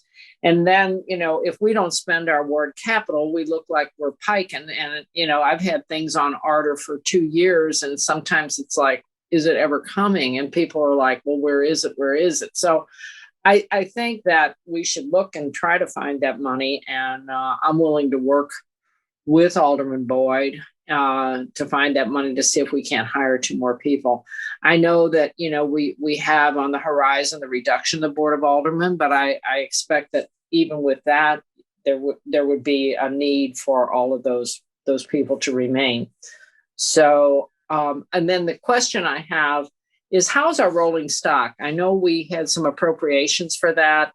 And then we've had some people comment that, their vehicles are the leftovers and, don't always function well. So how's the rolling stock and the inventory on that? So just to give you a couple comments, and then I would ask Mr. Amos to give you the details on it. we are still behind the 8 ball on replacing rolling stock.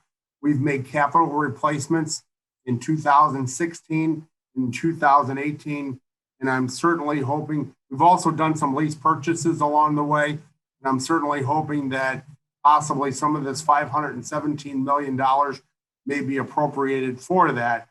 With that in mind, Chris, would you like to give a brief update on the rolling stock needs? Sure, this is Chris. Can you hear me? Yes. Good. Sometimes I'm having trouble with my microphone going off. Well, the total issue is that we're about $10 million overdue on the fire department, which really needs a bond issue. We are about $7.5 million behind on the police department, with the largest portion of that being the cruisers, what they call the scout vehicles, which the Tahoe is what we're using now because it's the only vehicle available. There are no stands. And we're $30 million behind on the rest of the public works fleet. Chris, we're getting a lot of feedback. I'm sorry. I don't know what's going on. Well, it's me. I'm sorry. Let's see if I can stop this. Does that fix the problem? I was on with my computer and my phone trying to make sure I could talk for once.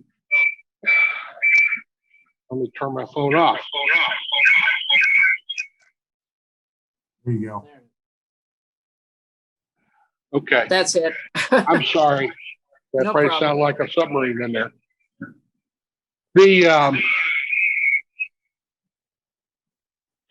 The public works fleet being $30 million behind is a major concern. Although we're getting close to being okay on the refuse fleet, which has been the most critical part for the last 20 years. So I think the dedicated funding for that and the plan that the capital committee employed and the public for refuse trucks is having the desired effect. But the police department's my biggest concern at this point. They're out operating cash out of their 1010 funds. And basically they've fallen $4.5 million behind to do what they're doing with the current number of officers. You know, with the expansions that weren't filled, there's no way we could have touched those. So as you said, there's some portions of the fleet that are in worse shape than others. And those are the lower priority parts of the fleet. Parks Department has gotten some love. So has traffic, so has forestry. So we've been spreading around for the last couple of years with capital leases that are available as the funding for the loans capability became available to us.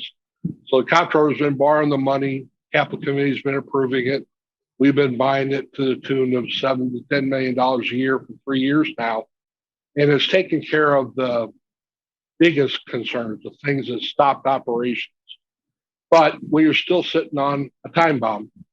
And eventually we're going to lose this $45 million worth of equipment. And if we don't have replacements when that happens, then it is going to affect operations. So I appreciate you asking the question. I'm not sure I know what the answer is other than I give the capital committee the recommended priority list. I deal with all the customers except the airport, which has their own funding and their own procurement plan. So we know what the critical points are. And then we try to keep everything else on the road best we can with the staffing we have. Related to that problem, not a capital problem, but an operating problem, is that we've got a lot of vacancies that we can't fill, primarily because of the hiring freeze, but some of them because we just can't find qualified people. And so when we can't fix them inside and we can't replace them, we're kind of a catch-22 on this one. And so if somebody's using the excuse that they don't have adequate vehicles to get their operations done, it's probably true. And we work with them to try to identify what the priorities are. But once the funding is available, it's sometimes 9 months to 2 years before the vehicle actually gets delivered, depending on what it is. And COVID didn't help. It shut everything down for about 8 to 10 months. And we're still trying to catch up with the COVID shutdown.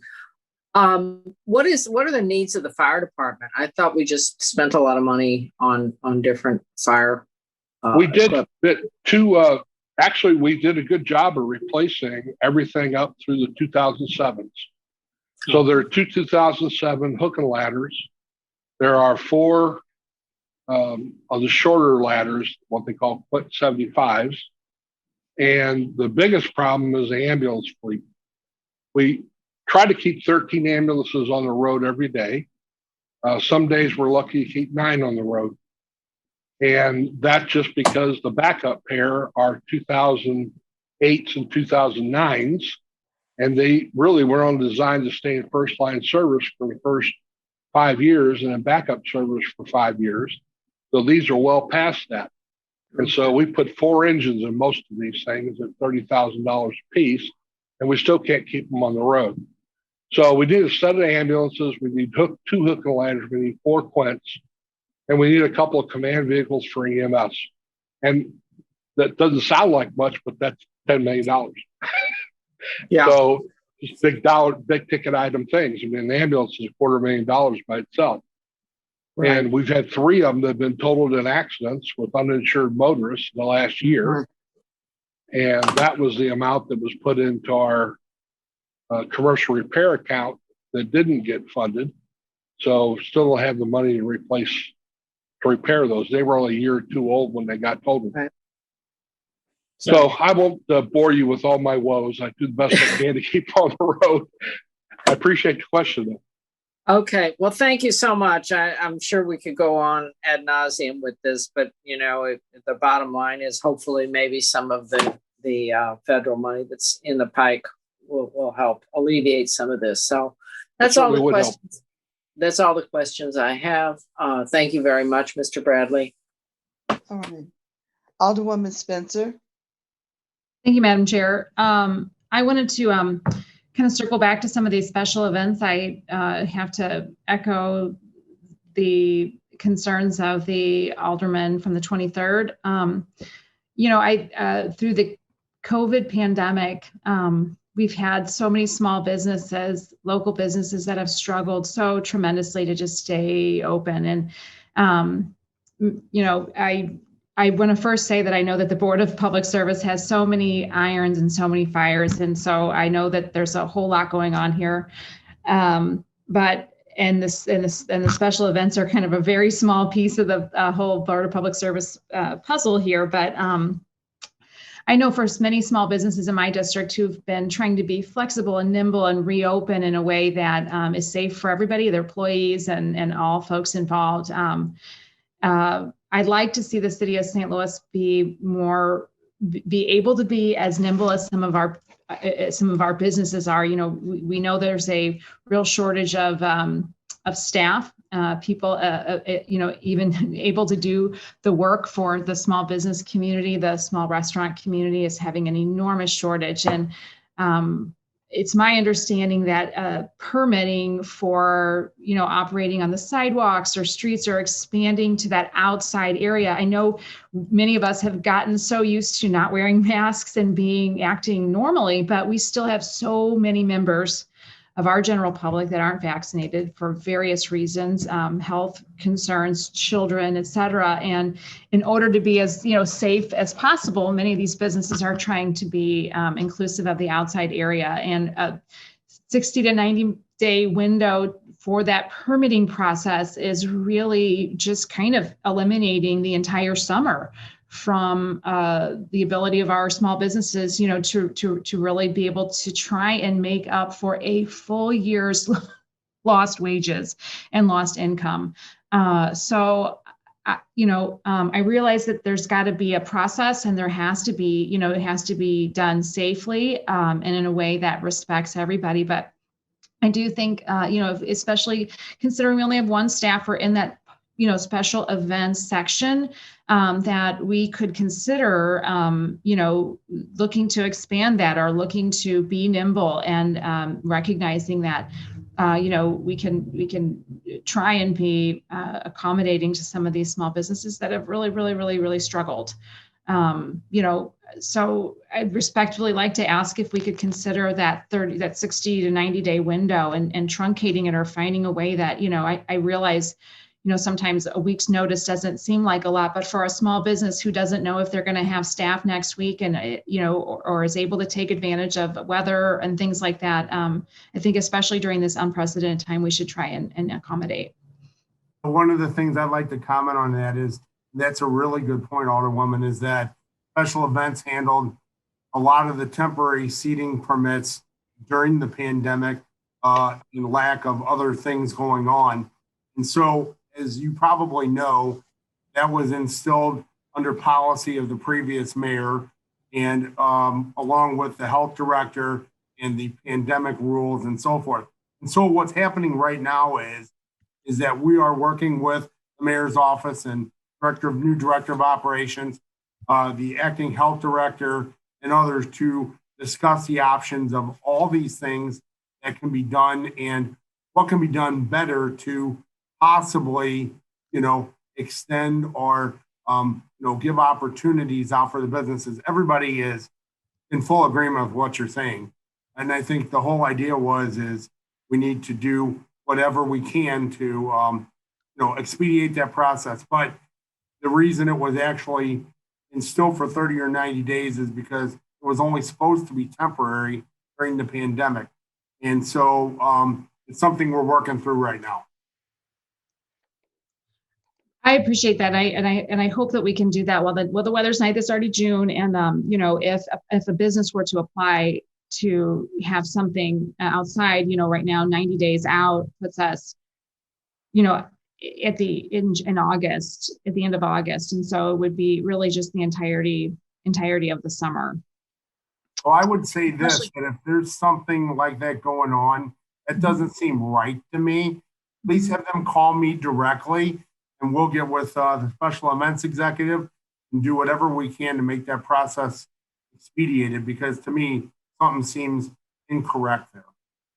And I mean, I have to say, to have one person in that role is really a huge task for just one person. And so this isn't at all meant to be something where we're pointing fingers or by any stretch of the imagination. I think that the special event staff is very mindful. It tries to be workable and certainly is responsive, especially given that large amount on his plate. But I do think that the process itself is inhibiting, can maybe inhibit that nimble action on the part of the city that would help facilitate not only those businesses, but generate revenue for the city and generate interest and a healthy ecosystem that can help promote growth in a long-term and break down those bureaucratic barriers that so many of our small businesses complain about. The other thing I wanted to mention, and I think Alderman Vaquero mentioned this as well, that long on-ramp for, or I guess this was Alderman Boyd talking about how long it takes sometimes to get things, something like a sidewalk repair. There is a long process for that. And I know we bid those things out.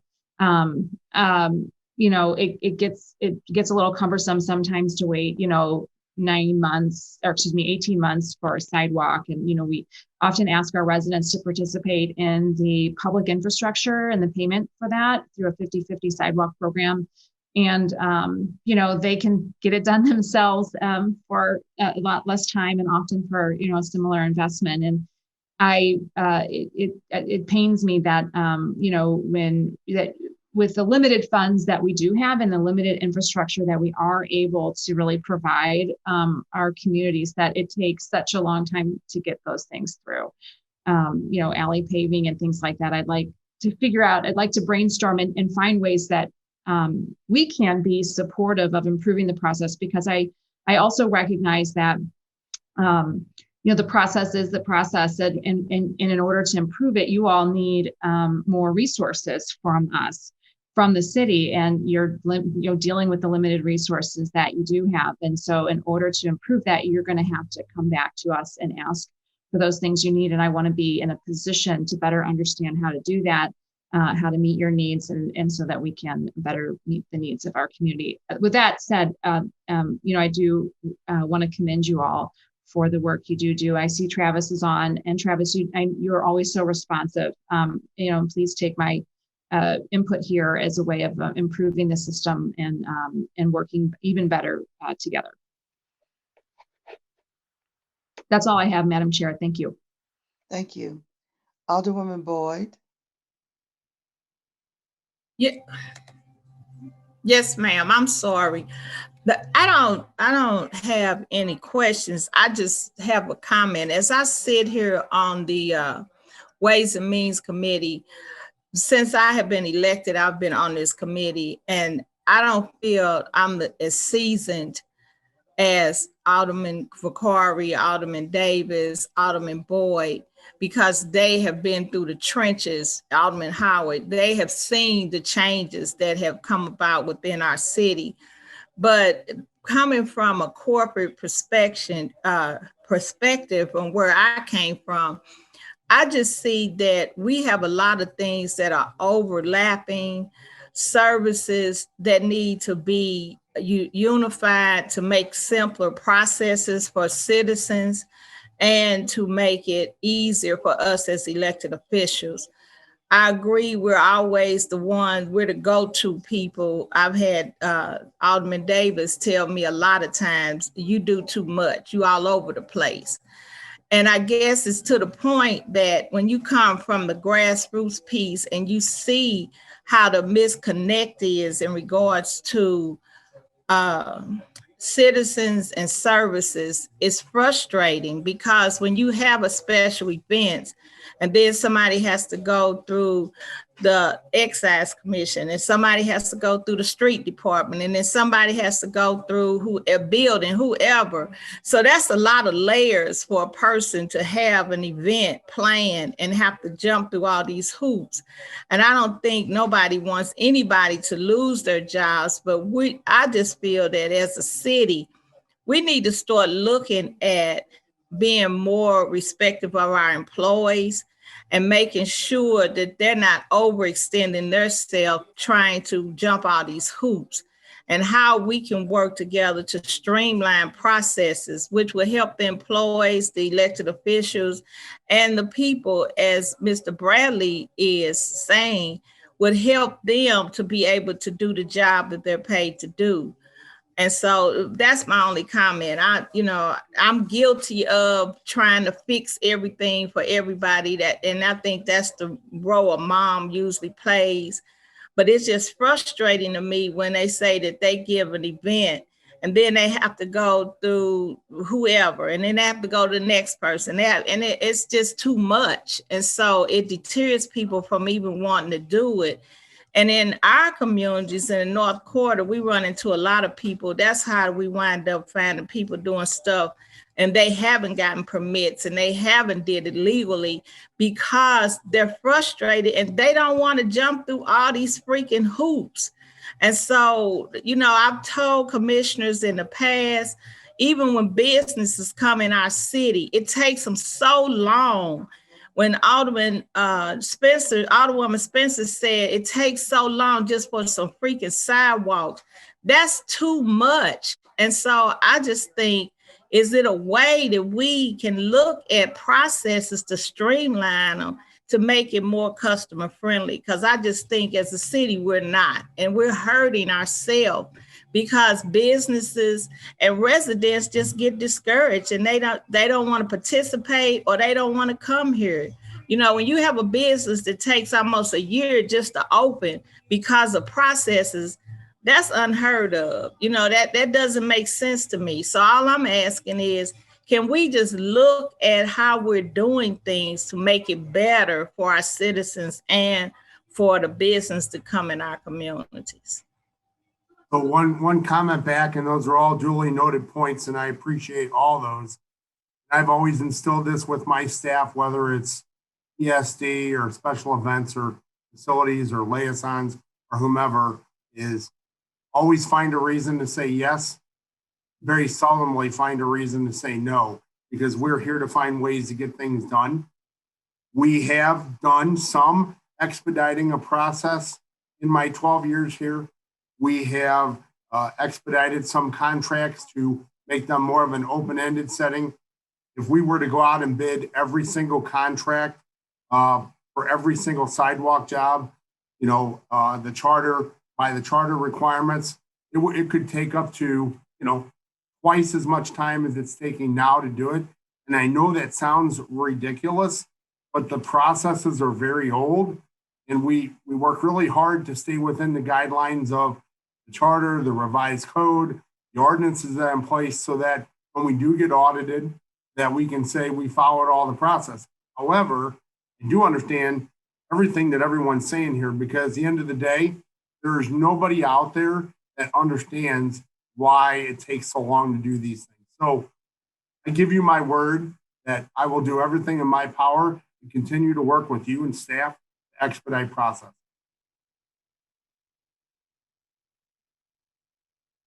Thank you. All right.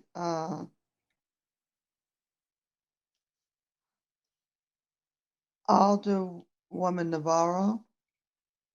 Thank you. And thank you, Rich. And most of my colleagues have asked a lot of the questions that I had and share a lot of the same sentiments with them. And just want to thank all of the hardworking staff that I know is doing the best they can with limited resources, limited funds. And I know with many of the departments that we've heard today, a lot of these folks could go find jobs in the private sector. And so just want to express my gratitude, for everyone who continues to keep working for the city, even when it's difficult. And I do think that's why, as Alderwoman Boyd said, finding ways to streamline things is so important. And, taking some time to look at our systems, what can be different, how can we do things differently, knowing that we don't have, endless pockets of money and that sort of thing. So just where I think anytime we can invest time and even some money in reviewing and assessing our systems so that we can be more efficient, I think is always helpful. One question I have is, as I'm looking at the various budget books, are the capital improvement projects, like the big road and bridges projects, are those included in the budget that we're looking at? Those are completely separate. Okay. All right. I just wanted to, I'm going to move that book over here to the corner of my desk then. Typically allocated by the capital committee. And again, hopefully come by this new funding source that just came from the Fed. Okay. Thank you. That's helpful. And then I did just want to ask, just going back to special events briefly, and I know we've talked about this quite a bit, and I know a lot of us are getting requests as we are starting to emerge. And I agree. I think the idea that there's one office that can help folks navigate, you need a streets permit or you need a liquor license or whatever it is extremely helpful. When there's only one or two people there, it can really become a bottleneck of sorts. And again, as Emery has said, Travis is very responsive anytime I have a question. I understand as these things are getting processed, people can have something in the works, but maybe they don't know until it gets close to their event that they're missing something because, these folks have been trying to process so many things in the meantime. And I appreciate your sentiment, Rich, that, we really need to be saying yes to folks. They come in, we want to help make them happen.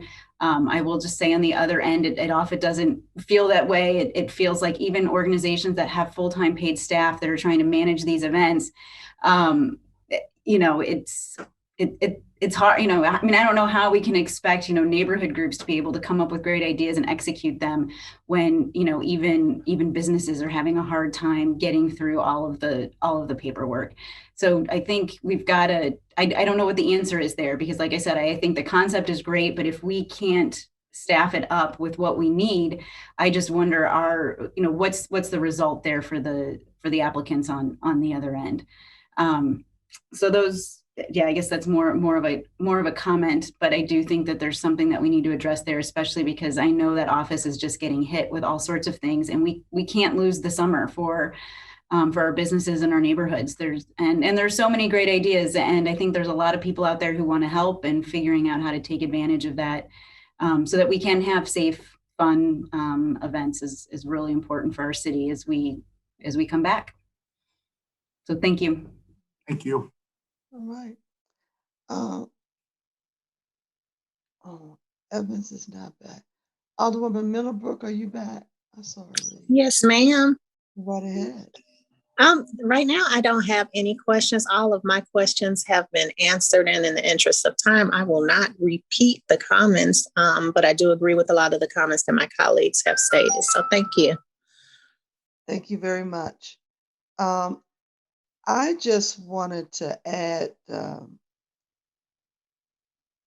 most people know that I've had problems with this department called special events for a number of years, because for me, you've added another step that is not really required. And if we could look at the operations of the Parks Department, when you apply for a permit, there is one document that you check off all the things you could possibly think you would need. And then they disperse it to the various departments, and you never have to talk to anybody else. And that's a good way to make it happen. And everything you need is there. And that's how we used to do it back in the day, when you had neighborhood events, special events. You went to the street department because that basically is the hub. They're the ones who send the communications out to the police department, the buses, for you name it, anything that is required to have elimination or changing routes, whatever it is needed for that event. The street department touches all that. That's how it used to be. And you only went to one place and it was done. Right now, you still, once you go through special events, then they have to send it to streets, and then streets has to do all that. So for me, I'm still not in love with it, and I just think we need to figure it out. So hopefully we can. And so if I could just make one comment. Right, the difference with a street permit, and you're correct, they did things different back in the day.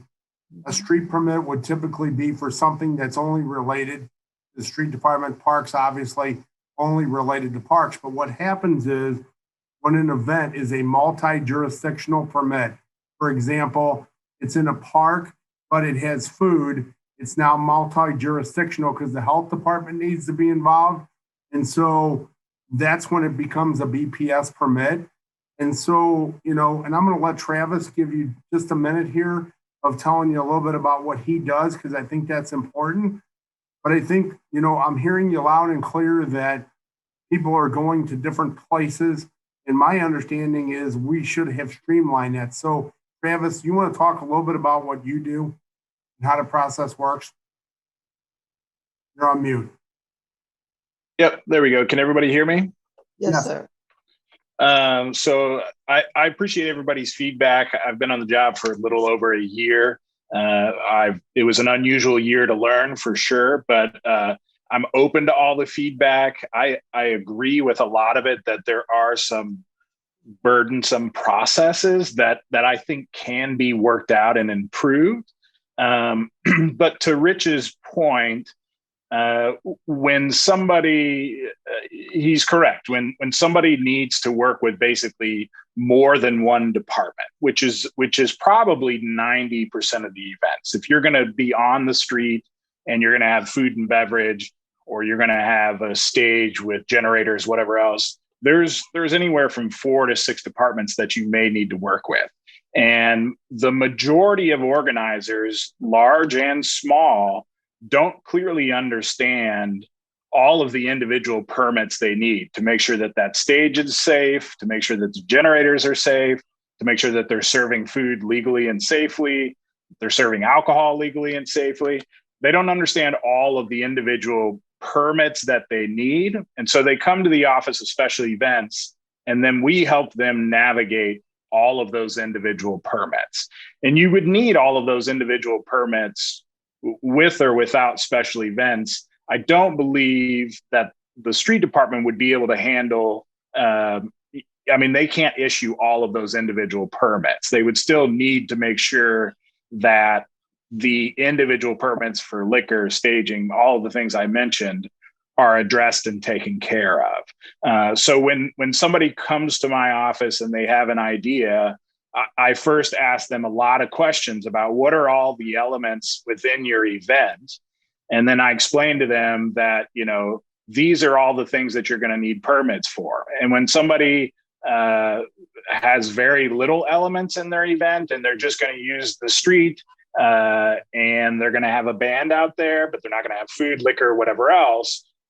Those can happen pretty quickly because they don't need all the supplemental permits. But it really is a stopping point, or it is a starting point to understand all of the components of your event and all of the things that you would need to safely put on your event in accordance with what the city needs you to do. So in a nutshell, that's kind of the process that we go through and how it gets handled to make sure all the proper permits are obtained within that event. They do ultimately need to get a permit from excise, and they do ultimately need to get a permit from the street department, so on and so forth. But I work with those individual departments to make sure that the organizers have the materials that they need, so the individual departments understand what it is they're trying to accomplish. And then I also make sure that they're aligned with what the street department needs them to do, or the excise division needs them to do, so on and so forth. Thank you. You're welcome. Alderman Vaccaro, I see your hand up. Yeah, I just, so, and again, I think it could be handled differently. And I agree with what you said. This could be handled by a simple piece of paper. I mean, it could be handled by, if you're having a street party, this is what all you need to, and the departments you call. If you're having a block party, this is the department you call. And again, I'm not saying we eliminate Travis. I think move them over to the streets or somewhere. But if you just need a roadmap on what you have to do for an event, usually I end up having to make the calls anyway, because the people call and say, gee, they told me I need liquor and I need this and I need that. And then I got to call all the departments because they're not calling them. And I got to call over and ask, in liquor, what about this permit? And, and then, even like a simple run, I still got to call the street department to say, look, okay, you got to check these streets because if there's potholes in the streets, they got to be fixed before a run. And again, I'm not trying to lose Travis's job. I think of move him into, put him, Rich is short a guy, put him under Rich or something. But it just seems to me that the liaison to get our, I'm now getting a street paved from a year ago or 2 years ago. I'm still waiting for some sidewalk work, took forever. And when I complain, they always throw it back at me. Oh, well, you didn't send the paperwork quick enough, or you didn't call, or you didn't do this. You forgot. It's always my fault why it took forever to get cameras in the park. It's always my fault why, a sidewalk, why we're put to the end of the list, why, it's always my fault. They always find a way to throw it back on me. And yet I'm the one, like all the other aldermen, we're the ones that get blamed. And if I felt that special events was doing all these things and making all those calls, not just sending a suggestion out, this is what you need to do for your event, a piece of paper, just like you said, Alderwoman Davis, Chairman Davis, that's the way it used to be done. And certainly, maybe if they had a full staff of like 8 or 9 or 10 people, and they actually really did more, like, here's what you need, but don't worry, we're going to get you your liquor license. We're going to call this group. We're going to call that. That's one thing, but to say, oh, here's what you need for your event. A piece of paper, an online computer. Everything's kind of online now. I mean, if I want to demo a building, I want to get a building permit, I just do it online. It tells me everything I got to do. I don't know. It just seems to me, and Paul will tell you, unless you come up with magic money, you're not going to get those liaisons. You have to cut somewhere. Do you want to cut Rich's staff? We can do that. We can cut the mayor's office, cut, Who do you want to cut? We're going to cut firemen. We're going to cut forestry people that are already short. Where are you going to get the money for these liaisons? Yet, I think as an alderman, that liaison is going to be important to get these projects moving. You know, this is just one to voice that. And again, you know, Travis, I know you do a good job. I'm sure of that. It just seems to me that adding extra layers, and it isn't you. It goes all the way back to me and Matt Villa talked about this when Matt was an alderman. It added an extra layer, you know, but all it did was, you know, put it back on, you know, on the alderman and called and said, okay, well, I got to call now. I'm having trouble, so I got to call up Miles and say, Miles, so this event's going on. I had to call to get the food service. You know that's coming up this weekend. Can we get the people in the park? And call the health department to make sure the permits are issued. And then I knew more about this than I ever wanted to know. That if there's propane, then it's got to have the fire department. So then I got to call the fire department to make sure the dirt, you know, it isn't against it. It's just a roadmap can be done on the computer. And it's really up to this group, you know, again, whether or not you want liaisons or you can find money somewhere else. Maybe we cut the alderman's budget. You can find a couple there. You're going to have to make a decision on this group for all the people that have not been on it. And it's not an easy decision, but you're going to have to make a decision where you're going to cut and where you're putting back. And you're going to have to cut from somewhere to put back liaisons. So, I mean, these guys are going to have to figure it out. Anyway, I will quit ranting again. Thank you. All right, thank you very much. Mr. Bradley, would you like to close? Oh, well, I just want to say in hindsight, thank you guys for the opportunity to present the budget today. I think we've done a very great job putting together a budget, working with Paul and his staff. That's very similar to last year, even though we are shorthanded in a lot of areas. You know, I can mention a number of them. Working on a $210 million project at the convention center with all the staff I've got doing other things. You know, we lost a couple of positions. We're short around with our technicians on vehicles. We talked about that. And I know there's conversations about special events.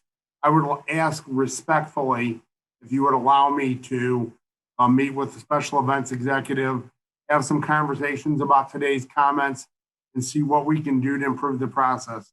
I believe there's value to having that person there. They are the central point for these activities, particularly these very large events like Fair St. Louis, these big runs that come into town, many things that are happening like the Olympic swim trials at the Dome this weekend that, you know, Travis is working through those items. And I think that there are a lot more events that happen today than had happened historically. So your comments are very well taken. There are a lot of things we need to do. And I would just respectfully ask if you give us the opportunity to work on those. Thank you. Absolutely. And I thank you for your presentation today, sir. Thank you.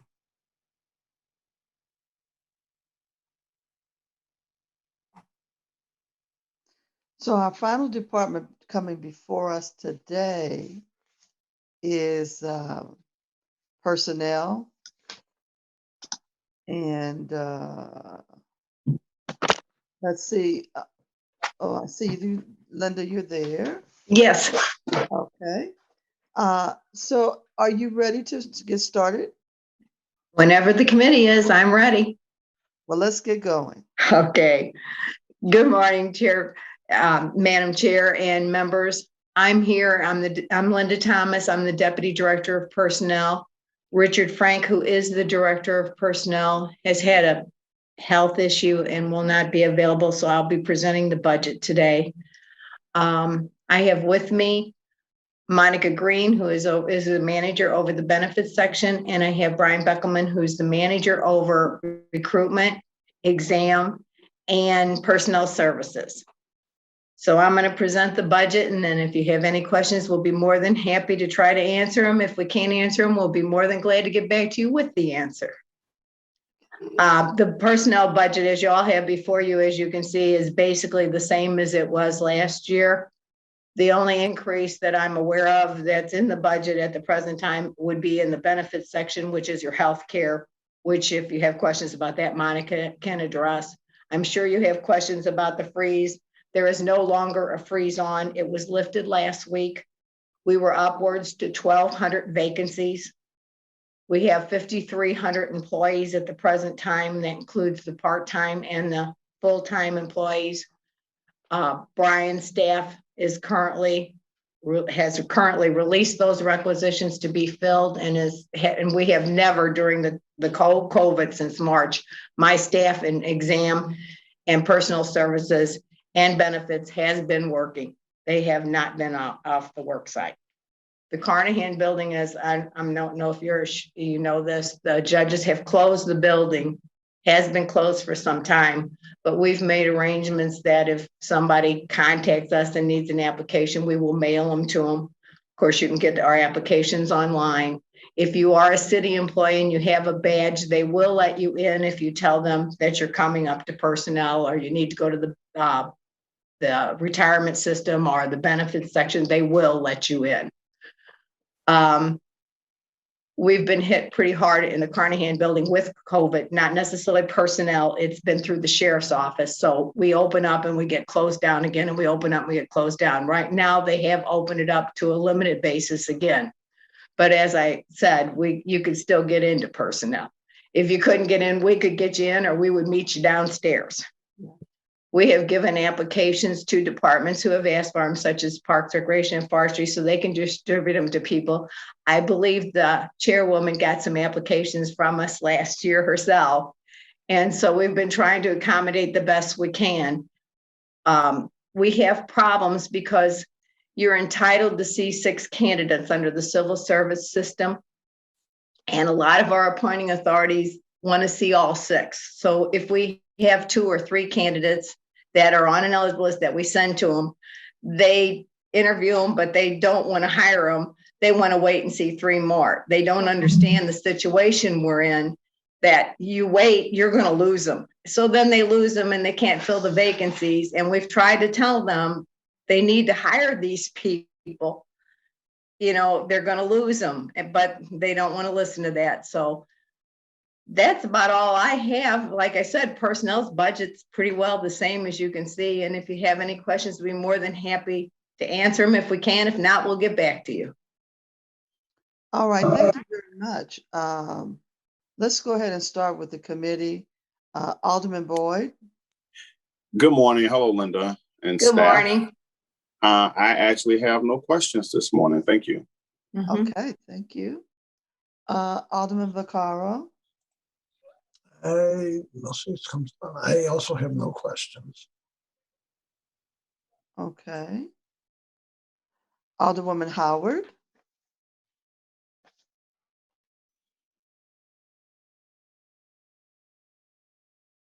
Good morning, Linda. Good morning. How many employees are there altogether in the Department of Personnel? Altogether, I think there's roughly 61. Okay. That's all I have. Thank you. All right, thank you. Alderwoman Spencer.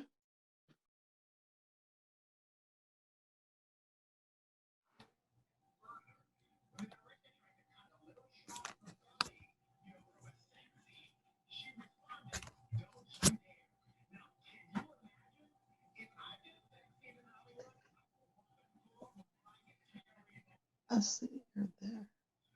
Alderwoman Spencer.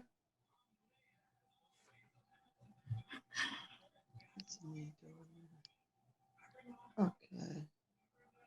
Alderwoman. It looks like is she still on? I thought. She not. I don't see her. I don't see her either. Okay, Alderwoman Boyd. Thank you, Madam Chair. And I'm Linda, I've never met you, so this is my first time meeting you. It's nice to meet you. Nice to meet you, Alderwoman. I guess my frustration is, and I'm saying what other people probably are frustrated too. We get calls to say, send us people, we need people. And I can give one case scenario. I got calls, we need people in forestry, we need people in parks. And so I'm telling my constituents they need staff. We do the applications, we take them down there and you lose them. You didn't lose them once, you lost them 3 times. And after the 3rd time, I told them, I'm too embarrassed to keep asking people to fill out applications. And they were like, well, they can go online. Well, everybody can't go online. I'm sorry, but everybody hasn't gotten up to that point. And so I think what I keep hearing is a frustration from constituents or you all have the jobs online. People that do apply online, they get a generated letter that says automatically you're not qualified or you're on the list that they never hear. So we just feel like we're just spinning our wheels. And so, I'm embarrassed to tell people they need help, we need help, because it seems like when we push it, we can't get people hired.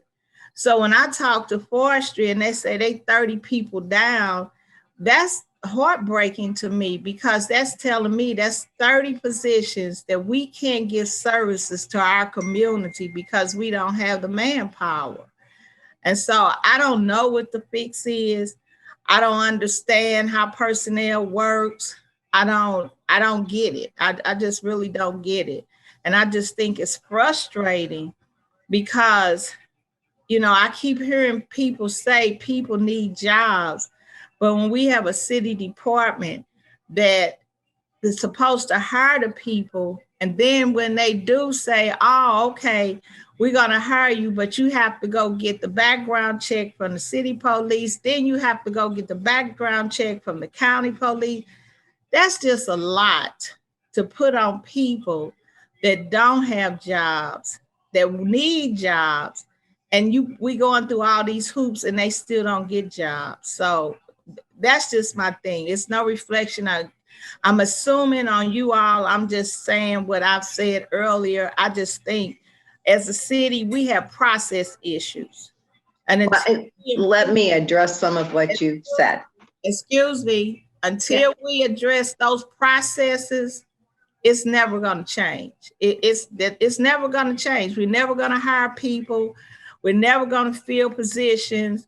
It's never going to change until the processes are reviewed to say, is this process working and can it help us as a city hire staff in our city?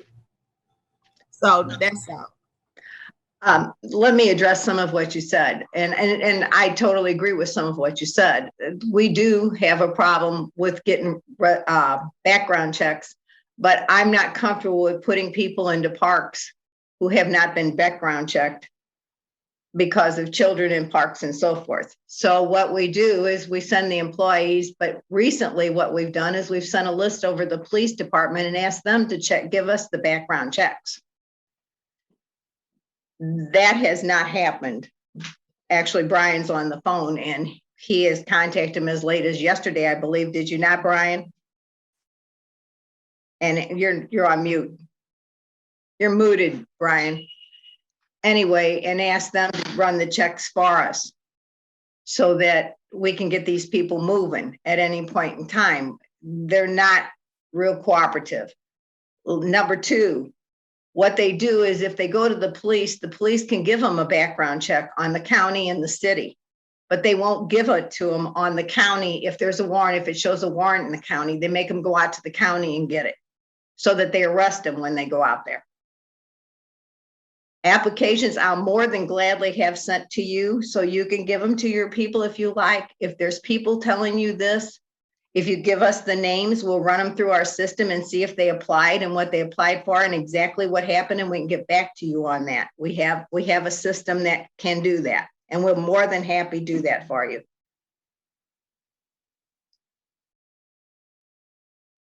I know everybody's hurting, but you know, everybody's hurting. And we raised the minimum rate to $15 an hour. And you know, they're just, people just aren't out there. They get up more in unemployment, quite frankly. Brian, do you want to add anything? You're on mute.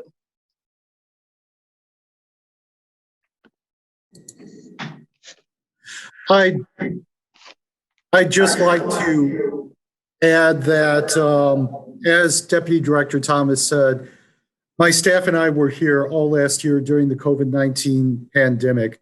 We've done everything I can think of possible to reach out to candidates willing to take employment with the city of St. Louis.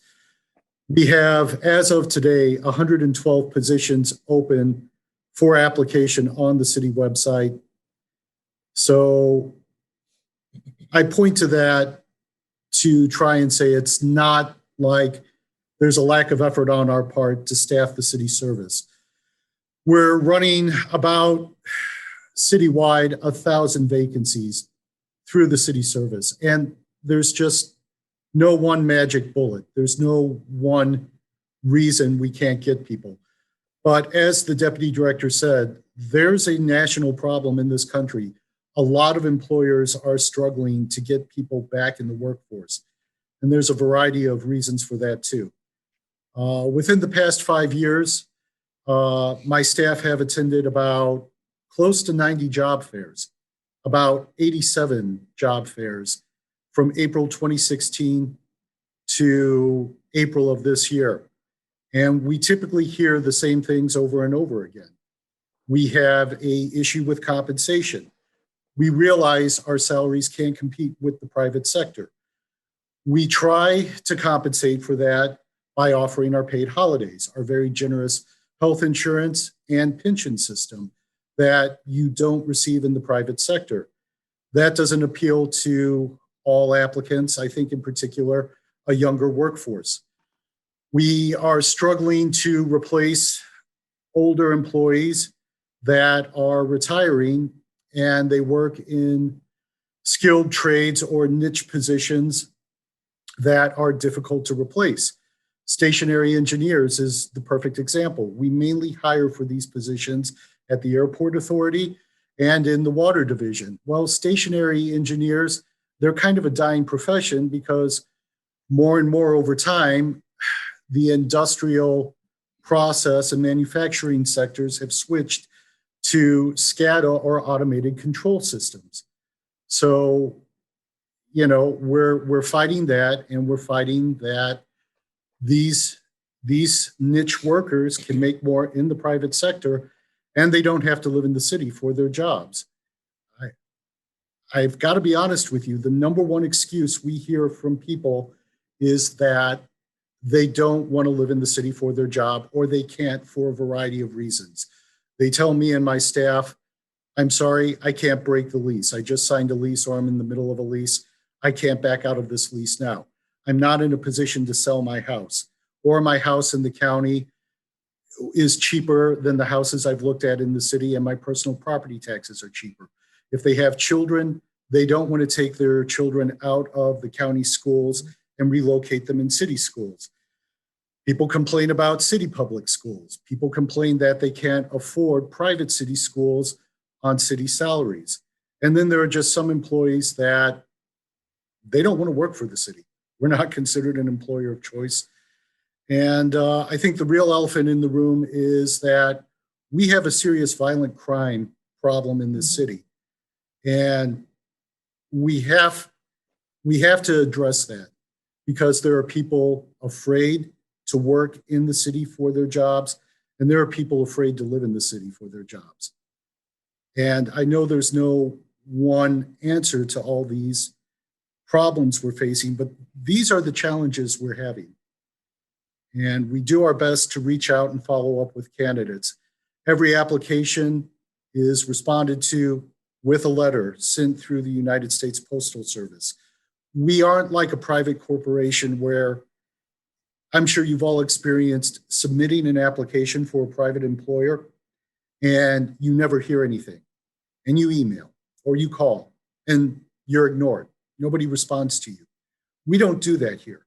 We're very mindful that the taxpayers fund our salaries, and we respond to every email and every telephone call. And if I find out my staff aren't, if somebody's having a problem, all they need to do is make me aware. I have a very small recruitment and examination staff, and they know they're expected to respond to every email and phone call.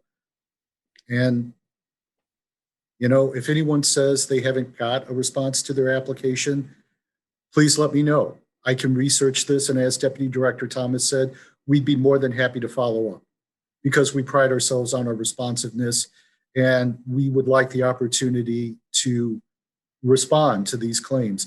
I think another problem too, which is very frustrating for us, is when we hear that people get on list and they don't get a response or hear anything. We test candidates, we put them on eligible list, we certify them to the operating departments. At that point, it's out of our control. We have no control over the interview process with the operating department and their hiring managers. And it's up to the department to follow up with the candidates and tell them that they've chosen another candidate. So we often hear frustration, something to the effect of, I'm on the list, I went for an interview and I never heard anything. We can't control whether or not the department follows up with the candidates and notifies them of their interview outcome. And we have a Department of Personnel Administrative Regulation number 112 that very clearly states you, the department, are responsible for notifying the candidates of your interview outcome. Aside from that, all I can do is really reaffirm the prior points Deputy Director Thomas made, and that would just be redundant, but if anyone has any questions, I'd be more than happy to do my best to respond. I'd like to add one more thing there, Brian. For the summer workers that Forestry and Parks hires, we have what we call a career seasonal. They work them, they bring them in, they hire them, they work them the first season. At the end of the season, they can let them go, or they can put them on a leave and call them back for next year. Out of the 40 to 50 we hired last year, they only put, 6, Brian, on a leave? Yeah, something like that. And bring back this year, so we lose the people. I can't tell you why they do that. I can only tell you it happened. Some of the feedback I've heard is, well, they weren't that great of an employee. Well, I guess our response to that would be, where's your supervision? And what do you mean? They were good enough to do the job last year. All summer. Yeah, all summer. And it's a pretty straightforward, simple process. You give them career seasonal status, and then you call them up in the spring, typically around February, to prepare for starting the second week of April. And pretty much all they have to do is pass the drug test to return to duty. There's not a pre-employment medical because that would violate the Americans with Disabilities Act. So if you give these employees career seasonal status, you're pretty much building your own workforce. And it's something that I'm going on my 16th year here. And only over the past half a decade, more and more, are we seeing less and less career seasonals coming back. It used to be that departments would bring back 70 and they'd only have to hire, say 30 seasonal utility workers off a list. Now, as Deputy Director Thomas just pointed out, we're lucky if they bring back 6 or 10. And that's beyond our control too. The other thing I'd like to add, and this is just my opinion, but I stay up on hiring trends and the national news on struggling to fill jobs. And, I think some of these positions are a tough sell. You're asking people to maintain city streets, pick up refuse, cut the grass in parks in all temperature, in cold weather, in hot weather. And even though we've raised our minimum wage to $15 an hour, you can make that at Target. And you're in a comfortable climate-controlled environment. And you've got a pretty good idea of how you can budget on how many hours a week you can get. If you're a seasonal utility worker and you're supposed to be out cutting grass in a park today, and there's a bad storm and it's raining all day and you can't cut the grass, guess what? You don't get paid. You're only getting your hourly $15 an hour, go home. You're not getting paid today. So I don't know what to do about that, but that's an obstacle. You know, we don't offer health insurance to these employees. So if they can make $15 an hour, they can work in a more comfortable environment and they have opportunities we can't give them. You know, that's another obstacle we're up against. But I think if the department's offered career seasonal status, you're offering something of a career opportunity where you're telling these staff, you can work 6 months out of the year and then get another seasonal job the 6 months you're off. Or what a lot of people do is they collect unemployment. But if the departments aren't bringing them back, that's that many more vacancies they have to fill each year.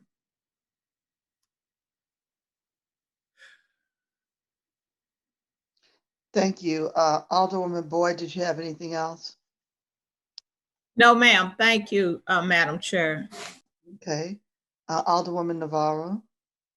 Thank you, Madam Chair, and thank you, Linda and Brian. And again, thank you for all that you're doing on unlimited resources. I do have a couple of questions just about the process here. Because one, in order for somebody to be employed by the city, there are several things. I mean, there's the recruitment piece, there's the application, there's the interviews, there's the communication back and forth. And I understand that there are a whole bunch of barriers from whether it's residency or crime, or I mean, we can look at all of those things, but just to focus on personnel in terms of what's happening in this department, to bring those pieces together. I mean, I just went to the website to apply for a job and I filled out, you know, you have to create an account, not a problem, did that. I can't click on anything. It bounces me right back out to the login page. The other thing that I've had an issue with is we've got all these jobs available in parks. So it links you to a website with a whole listing of different categories for jobs. You know, if I'm I send this off to, you know, anybody I know who's looking for a seasonal job, they don't necessarily know what is this, am I a utility worker? You know, what am I? It's not really clear what department you're applying to. So I guess I'd like to know, you know, what we're doing in order to streamline the processes, not looking at all the other reasons why somebody might not want to apply for a job in the city of St. Louis. That's not on you also to figure that out. But this piece here of what happens how does somebody actually get into the system? I think that there are a lot of easy things there that still need to be addressed, because even if somebody wants to, I mean, I couldn't even do it myself right now. And I had somebody else just texted me and said, yeah, I just checked too. And I couldn't actually click on any of those buttons to apply for any of those different positions.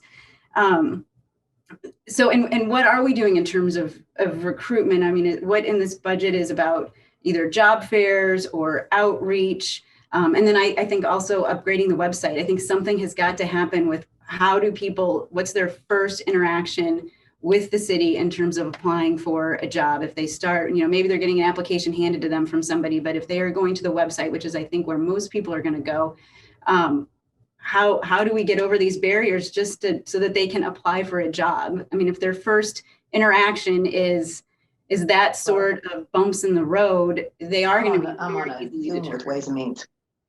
Bye. Sorry.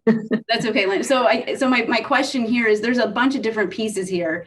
And one is just a communication issue. It sounds like between the departments and the personnel office, because we've been hearing it all, you know, for weeks now from the various departments that they're stuck because they can't get through personnel. And I hear you saying that, well, you know, we hold on until we get 6 candidates and by then maybe they've lost somebody. So it's not working. Whatever we are doing is just fundamentally not working. And I don't think just pointing the fingers at crime and residency, yes, those are issues and there are other departments working on that. But what are we doing to improve the functions of this department, from the website to job fairs to outreach and communication? Well, actually, you heard Cindy speak about the new computer system that she's working on. I've been intimately involved in that for months. Now, our current website was not developed by us. It was developed by someone from IT, naturally, because we're not computer whizzes here by any means. I'm lucky I know how to turn one on. But I mean, your point's well taken. And we can get in contact with them and see if we can't update it to where you click on this and you automatically go to something else. That's the website developers that work for Cindy, and I have no problem with doing that. As far as recruitment, we advertise, we go to the job fairs, we advertise in periodicals, we contact the unions, if it's a plumber, an electrician, stationary engineer. Unfortunately, they don't have anybody to give us either. So, if you have any suggestions, we'd be more than glad to take them. If you send them to me, I'll make sure. Well, how do we know they're not sending us people? If it's somebody like me, I went to the website and I tried to apply and the website just bounced me right back. How do I know the unions aren't? Because I call them and I ask them. I'm just saying, ask them for people. How many people are trying to apply to the city on a given day, because I don't know if they can't use the website, then they've got to know who to call. And maybe they are calling their alderperson and their alderperson's getting them a hard copy, and maybe it makes it to your office, maybe it doesn't. It just seems like we need a little bit more investment in that first contact with folks, because if you go to the website right now and click on airport painter or carpenter, or, I clicked on like half a dozen of these and it just bounces me right back out to the login screen. Now I lost my whole train of thought. That's what you get when you're. I know, I threw a lot at you. Yeah, you really did. Brian, you want to address some of this?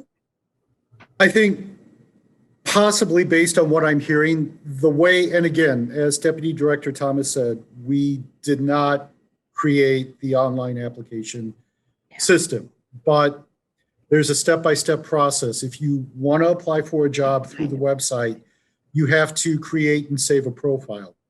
And the way it's set up right now, there are questions applicants are required to answer. And once that profile is saved and stored, then you can use it to apply for positions.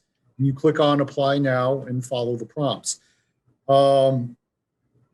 Secondly, we have several places on the website that the number for the Department of Personnel is 622-4308.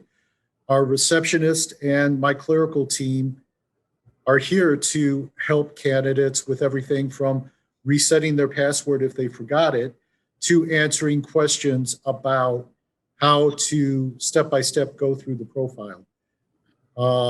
That's what I was going to say, and I forgot, was the number. And that's where we would send out an app. If they can't get an app, that's where they would call and we would we would mail it to them. We'd get their address and we would mail it to them. But I don't know, Brian, if you click on one of those titles, and I haven't been on this website forever. I've seen it. I just haven't applied for a job. Actually, I don't ever want to do that again. But if you click on the title, does our announcement come up? There's an announcement. There's an announcement that comes up and then it bounces me to, returning users. I click login and it just takes me right back to, here's what you're applying to. There's a notice and returning users. I filled out, I'm happy to walk you through this later. I can share. That would be great. This is an immediate issue. You cannot go, and I don't know if it's because of the browser that I'm using, but that apply, but there are no steps for me to walk through. Once I click apply, it bounces me back to this login screen and I'm just stuck in this circle. Alderwoman, I'll have Brian get in touch with you. What's that? I'll have Brian get in touch with you. Sure. I think if anybody so that, we need to the know website and tries it, I think they'll see the same thing. But I think that there are a whole bunch of other issues around recruitment, but these basic things don't seem to be working right now. And those are big barriers. And then I guess the other thing too is, you mentioned the background checks. It just seems like we don't have somebody walking these through. So somebody applies to personnel and at some point it goes to the department and I don't know what the process is, but are the departments clear on who needs to be communicating with who's supposed to be getting the background check and getting it back? Because I think, like Alderwoman Boyd and others have said, on the user end, they think they're going and they've done what they need to do. And they don't know, am I supposed to hear back from the Parks Department? Am I supposed to hear back from personnel? Am I supposed to hear back from the police department about my background check? It's just really not clear. And these people are falling through the cracks. And so I don't know if that's the personnel department that is supposed to take an application from begin to end, or if it's clear it's handed off to this department and now you're in charge, that, and I don't know if that falls on you all or if that's on the departments, but that's just what I'm hearing from these all the different folks we've had come talk to us. It's very clear that there is not consistent communication or a consistent process, and that we are losing out on applicants. There is a process. There's regulations that govern certification. There's regulations that govern exam. As far as the record checks, the employee gets the record check. What we've been doing is if we have a large group, they don't get the record check. So Brian sends their names over to the police department and asks them to please run them for us. That's our responsibility, the record checks. That's not the department's. Okay, and then that goes back to the employee. And I guess I'm sorry, I want to keep this focused on the budget as much as I can, but I'm just trying to understand, which department is responsible for what, and do we have the funds to do these things? If it's about website maintenance, if it's about running background checks, is it that we don't have enough people to follow up with these employees, and that's why we're losing them? Well, the employees get the background checks, and the police department charges them for it. The police department charges personnel for them? No, charges the employee for them. Okay. And so does the county if they have to go out to the county to get that too. So they get charged twice, but they only send them to the county if, like I said, if there's a warrant for them and they arrest them when they go out there, quite frankly. Yeah. Well, one question, there was a pay survey, and do we have the results back? No, we do not. It came back maybe a month or so ago. We had asked them to look at 10 to 20 other governmental agencies.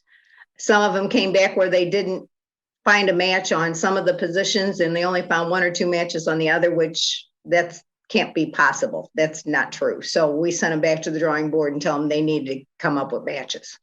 Do you know when we'll have those back? I have no idea. I'm hoping within the next month. Okay. And then I just wanted to ask about, you mentioned there's no hiring freeze, and I'm just curious how this works now, because we've heard from so many department heads about, well, I don't have as many people as I wanted, or because of the hiring freeze, this or that. So when we're looking at the budget, then a lot of these places that have been zeroed out, does that mean I'm just trying to think of how this is going to work, because if we approve this budget and it's been zeroed out because there was a hiring freeze, but now there's not a hiring freeze, are all of these 1,200 vacancies open, and it's just going to be a mad rush for whichever department can hire somebody quickest before the money runs out? I mean, and maybe that's a bigger question for Paul.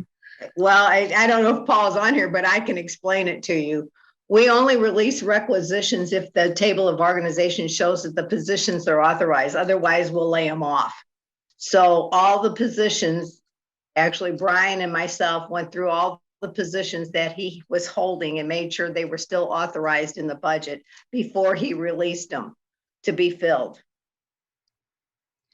If they're zeroed out in the budget for the current year, they no longer exist and cannot be filled. That's Paul.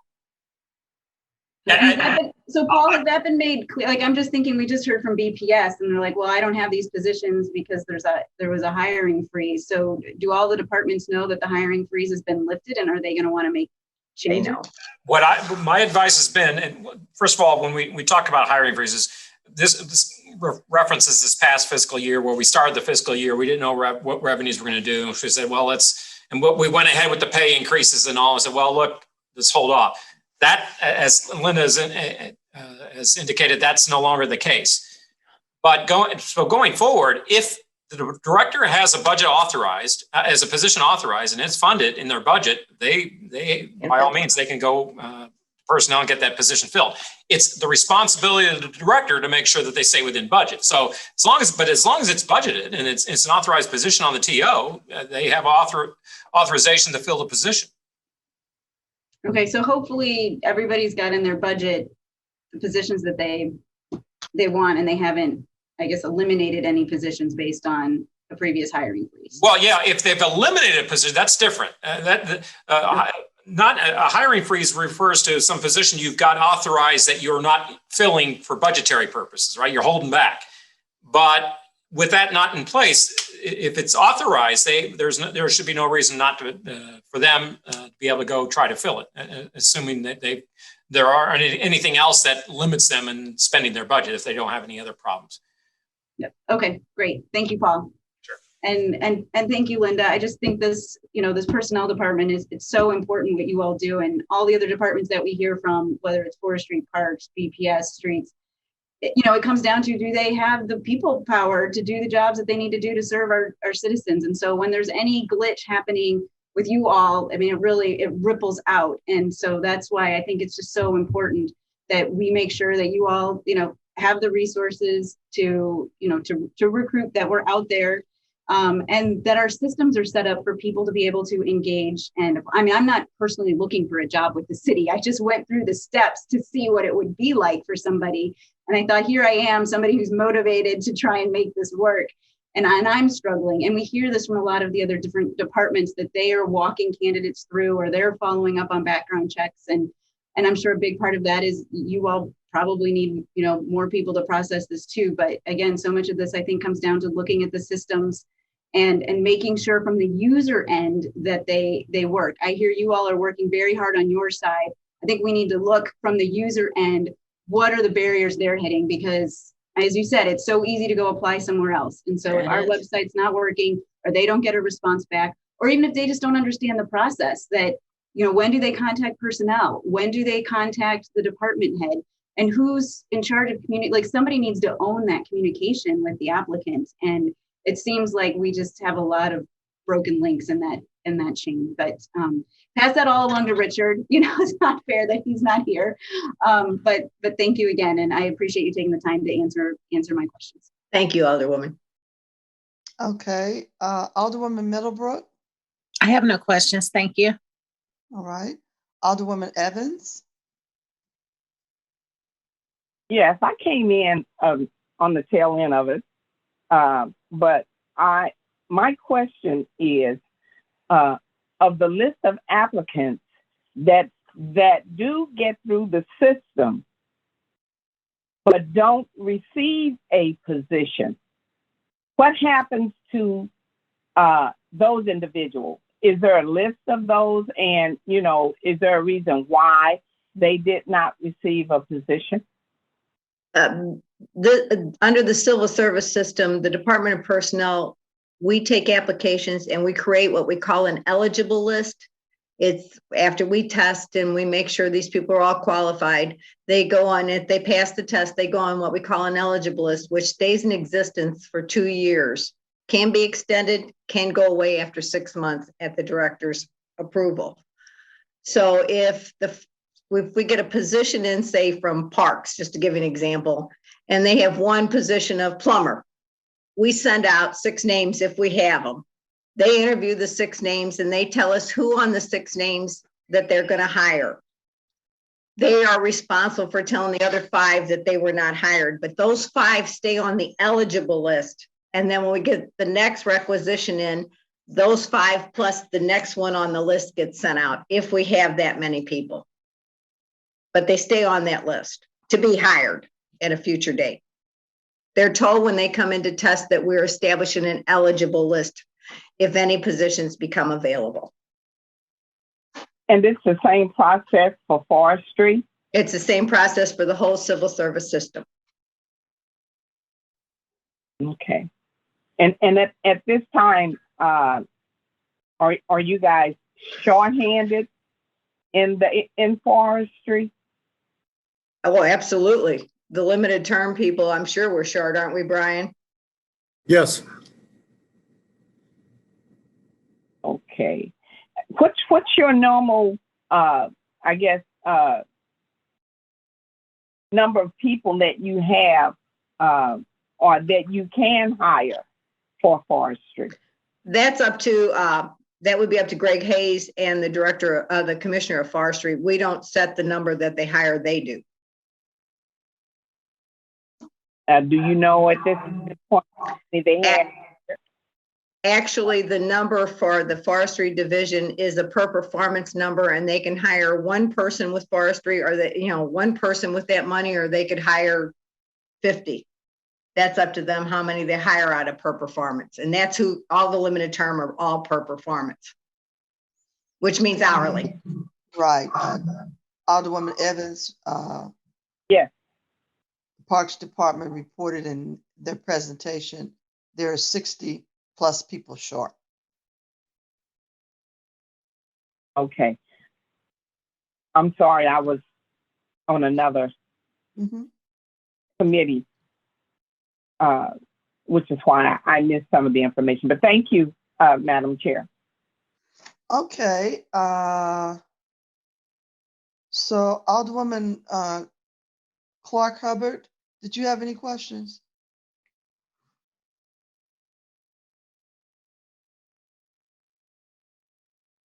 Alderwoman Ingracia, did you have any questions? No questions. Thank you, Madam Chair. Okay. So for me, I just have a couple of things very quickly here. I believe that it's time to actually do a complete process for quality control for the personnel department. Even the application that you use is extremely outdated. It has no indications for categories that are required, because a lot of times people just, for whatever reason, might miss something. But if there was an asterisk or something and a note that says these are required, it would alert people, because what happens is when you get the application back, if a required line item is not filled, it's a denied application. Also, there's some duplication of questions on that application. So it's way overdue for us to analyze that and come up with a shorter version, number one, and something that really pertains to just general specifics in order to hire someone. The overall process itself and the way that we don't engage people, we really need to come up with a new way to do that. And I don't want to go back and forth. I'm just stating what I see. And I also know that, all the complaints that most of us have heard from people who are trying to apply, is very ironic that we're all hearing the same thing. And most especially when someone applies on Tuesday and on Thursday, they get a letter in the mail and say they're not qualified. That is extremely interesting, and how that happens that fast. So hopefully we'll have an opportunity to really delve into this situation, and we'll leave it up to our Public Employees Committee to work on it. As you have indicated, you're okay with your budget. I personally think that there could be some adjustments to it, because it's not the department is not giving us the outcomes that we need.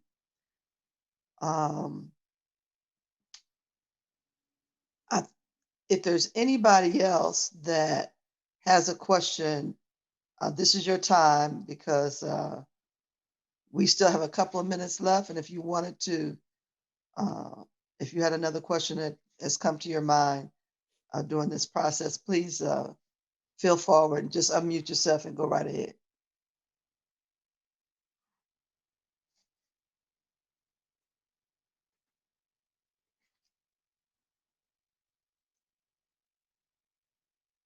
Okay, hearing none. Linda, would you like to close, please? Yes, I wish to thank you for all your comments, and we will take them in to advisement, and we will look into all of the stuff that you have brought up. We probably do need to look at our application and do some overhauling to the system with the IT department. Just as kind of an anecdote, since I was on with IT before, the system that they are planning on replacing was actually the The legacy system was put in place in 1968. I helped put it into place. So that was just a little anecdote, a little aside there as to how long that system has existed. And, you know, it worked back then, but it's not working so good anymore. So I want to thank the committee members. I want to thank you for all your questions, and have a good day. All right, thank you very much for your presentation.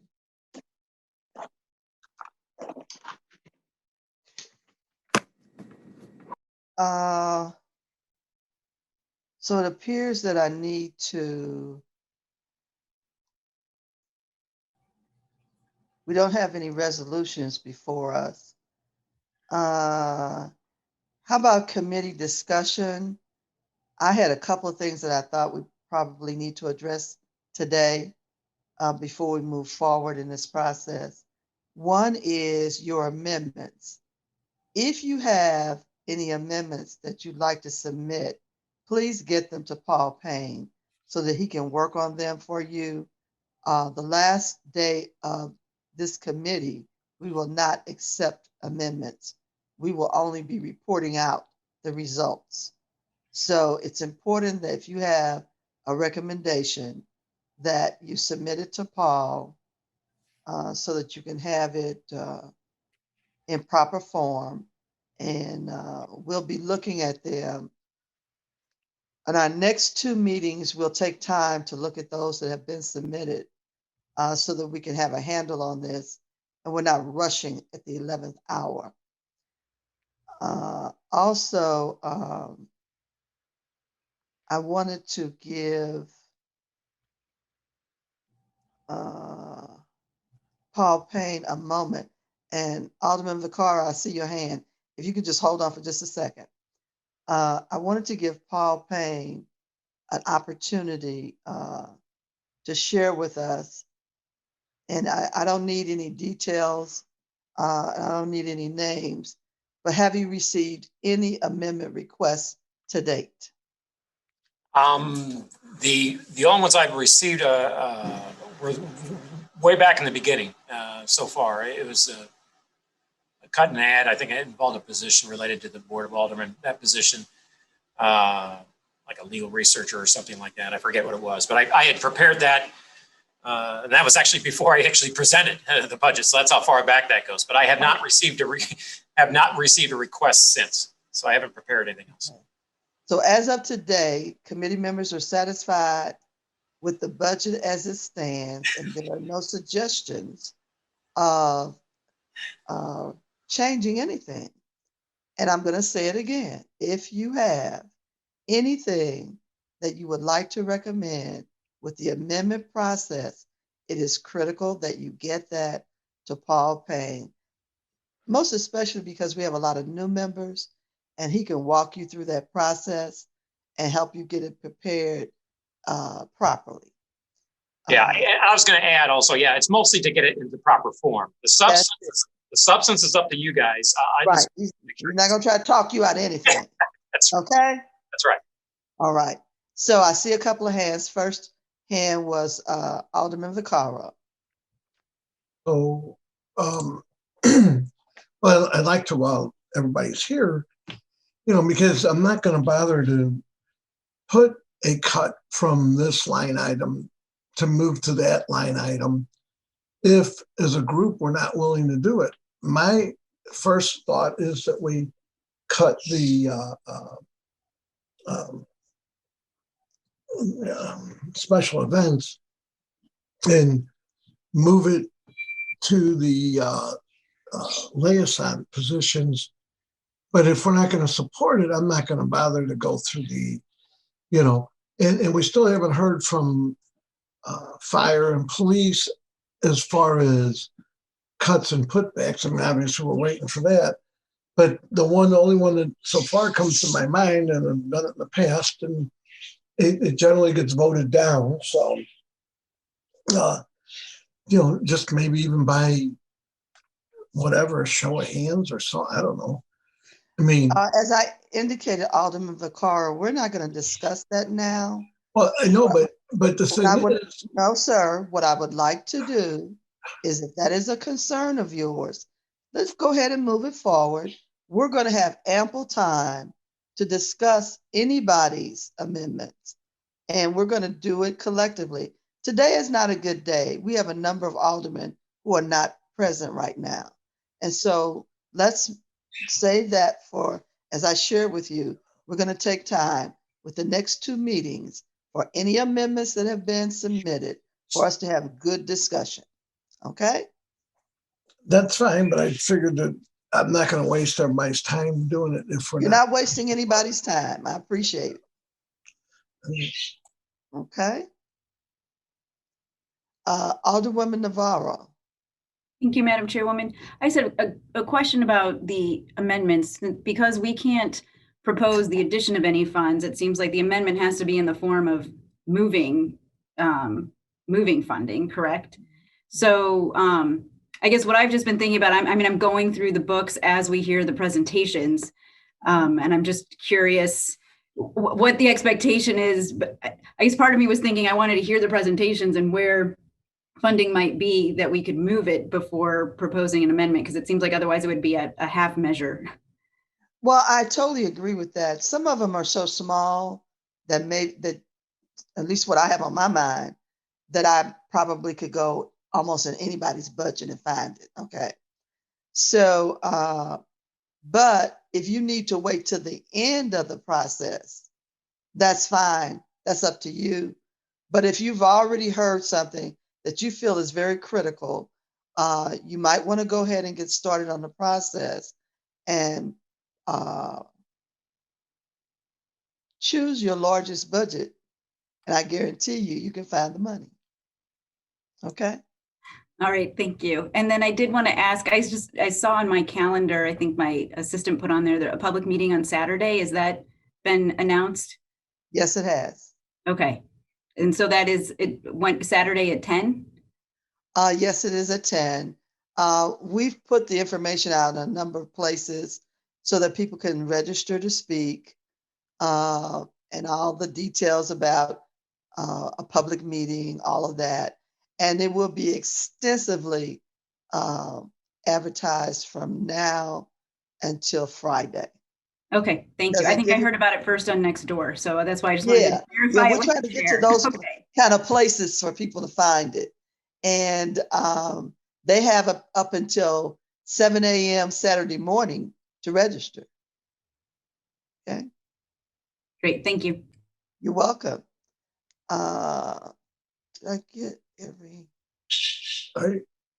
I'm actually back. Got your hand back up, sir. Yeah.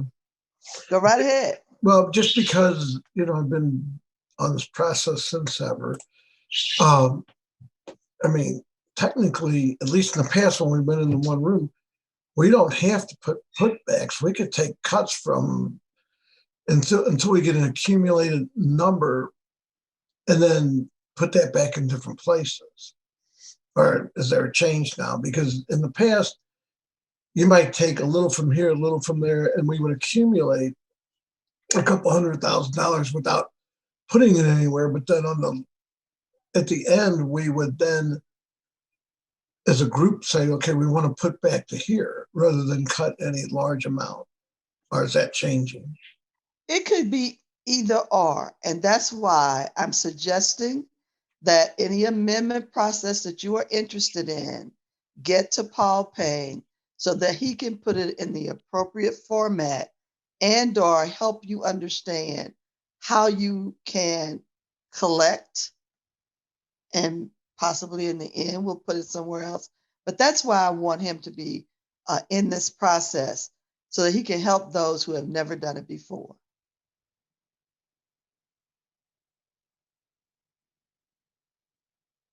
Is that okay? Sorry. Yes, that's fine. Alrighty. I keep taking my picture out because I'm diabetic, and if I don't Understand. eat, my sugar drops. I understand. Okay. So hopefully everybody will understand that. And we do want to try to make sure that we get this budget done in time so that it can go back to the mayor's office and it can come back to us for the board approval. And remember, that's July 1. So we don't have a lot of time to play. And that was one of the reasons why I wanted to make sure that we move the process as much as we could as we're moving forward. And yes, we still have to hear the balance of the public safety departments, and we have just a couple of more, but I want to have all this done and over with by next Wednesday. So let's take a moment and think about what you've heard thus far. There was a lot of concern today with various departments. And again, your budget director is there to help you with the process. You don't have to try to figure it out by yourself. And you don't have to be as precise. If you just share with him what you're trying to do, he will help you do that. My last thing, I got it, that I wanted to do here is, do we have any other announcements of concern? We did talk about we are having the public hearing this Saturday. And was there any other concerns? Is that going to be, because I have graduation for my grandson, so I'm not sure I can make it.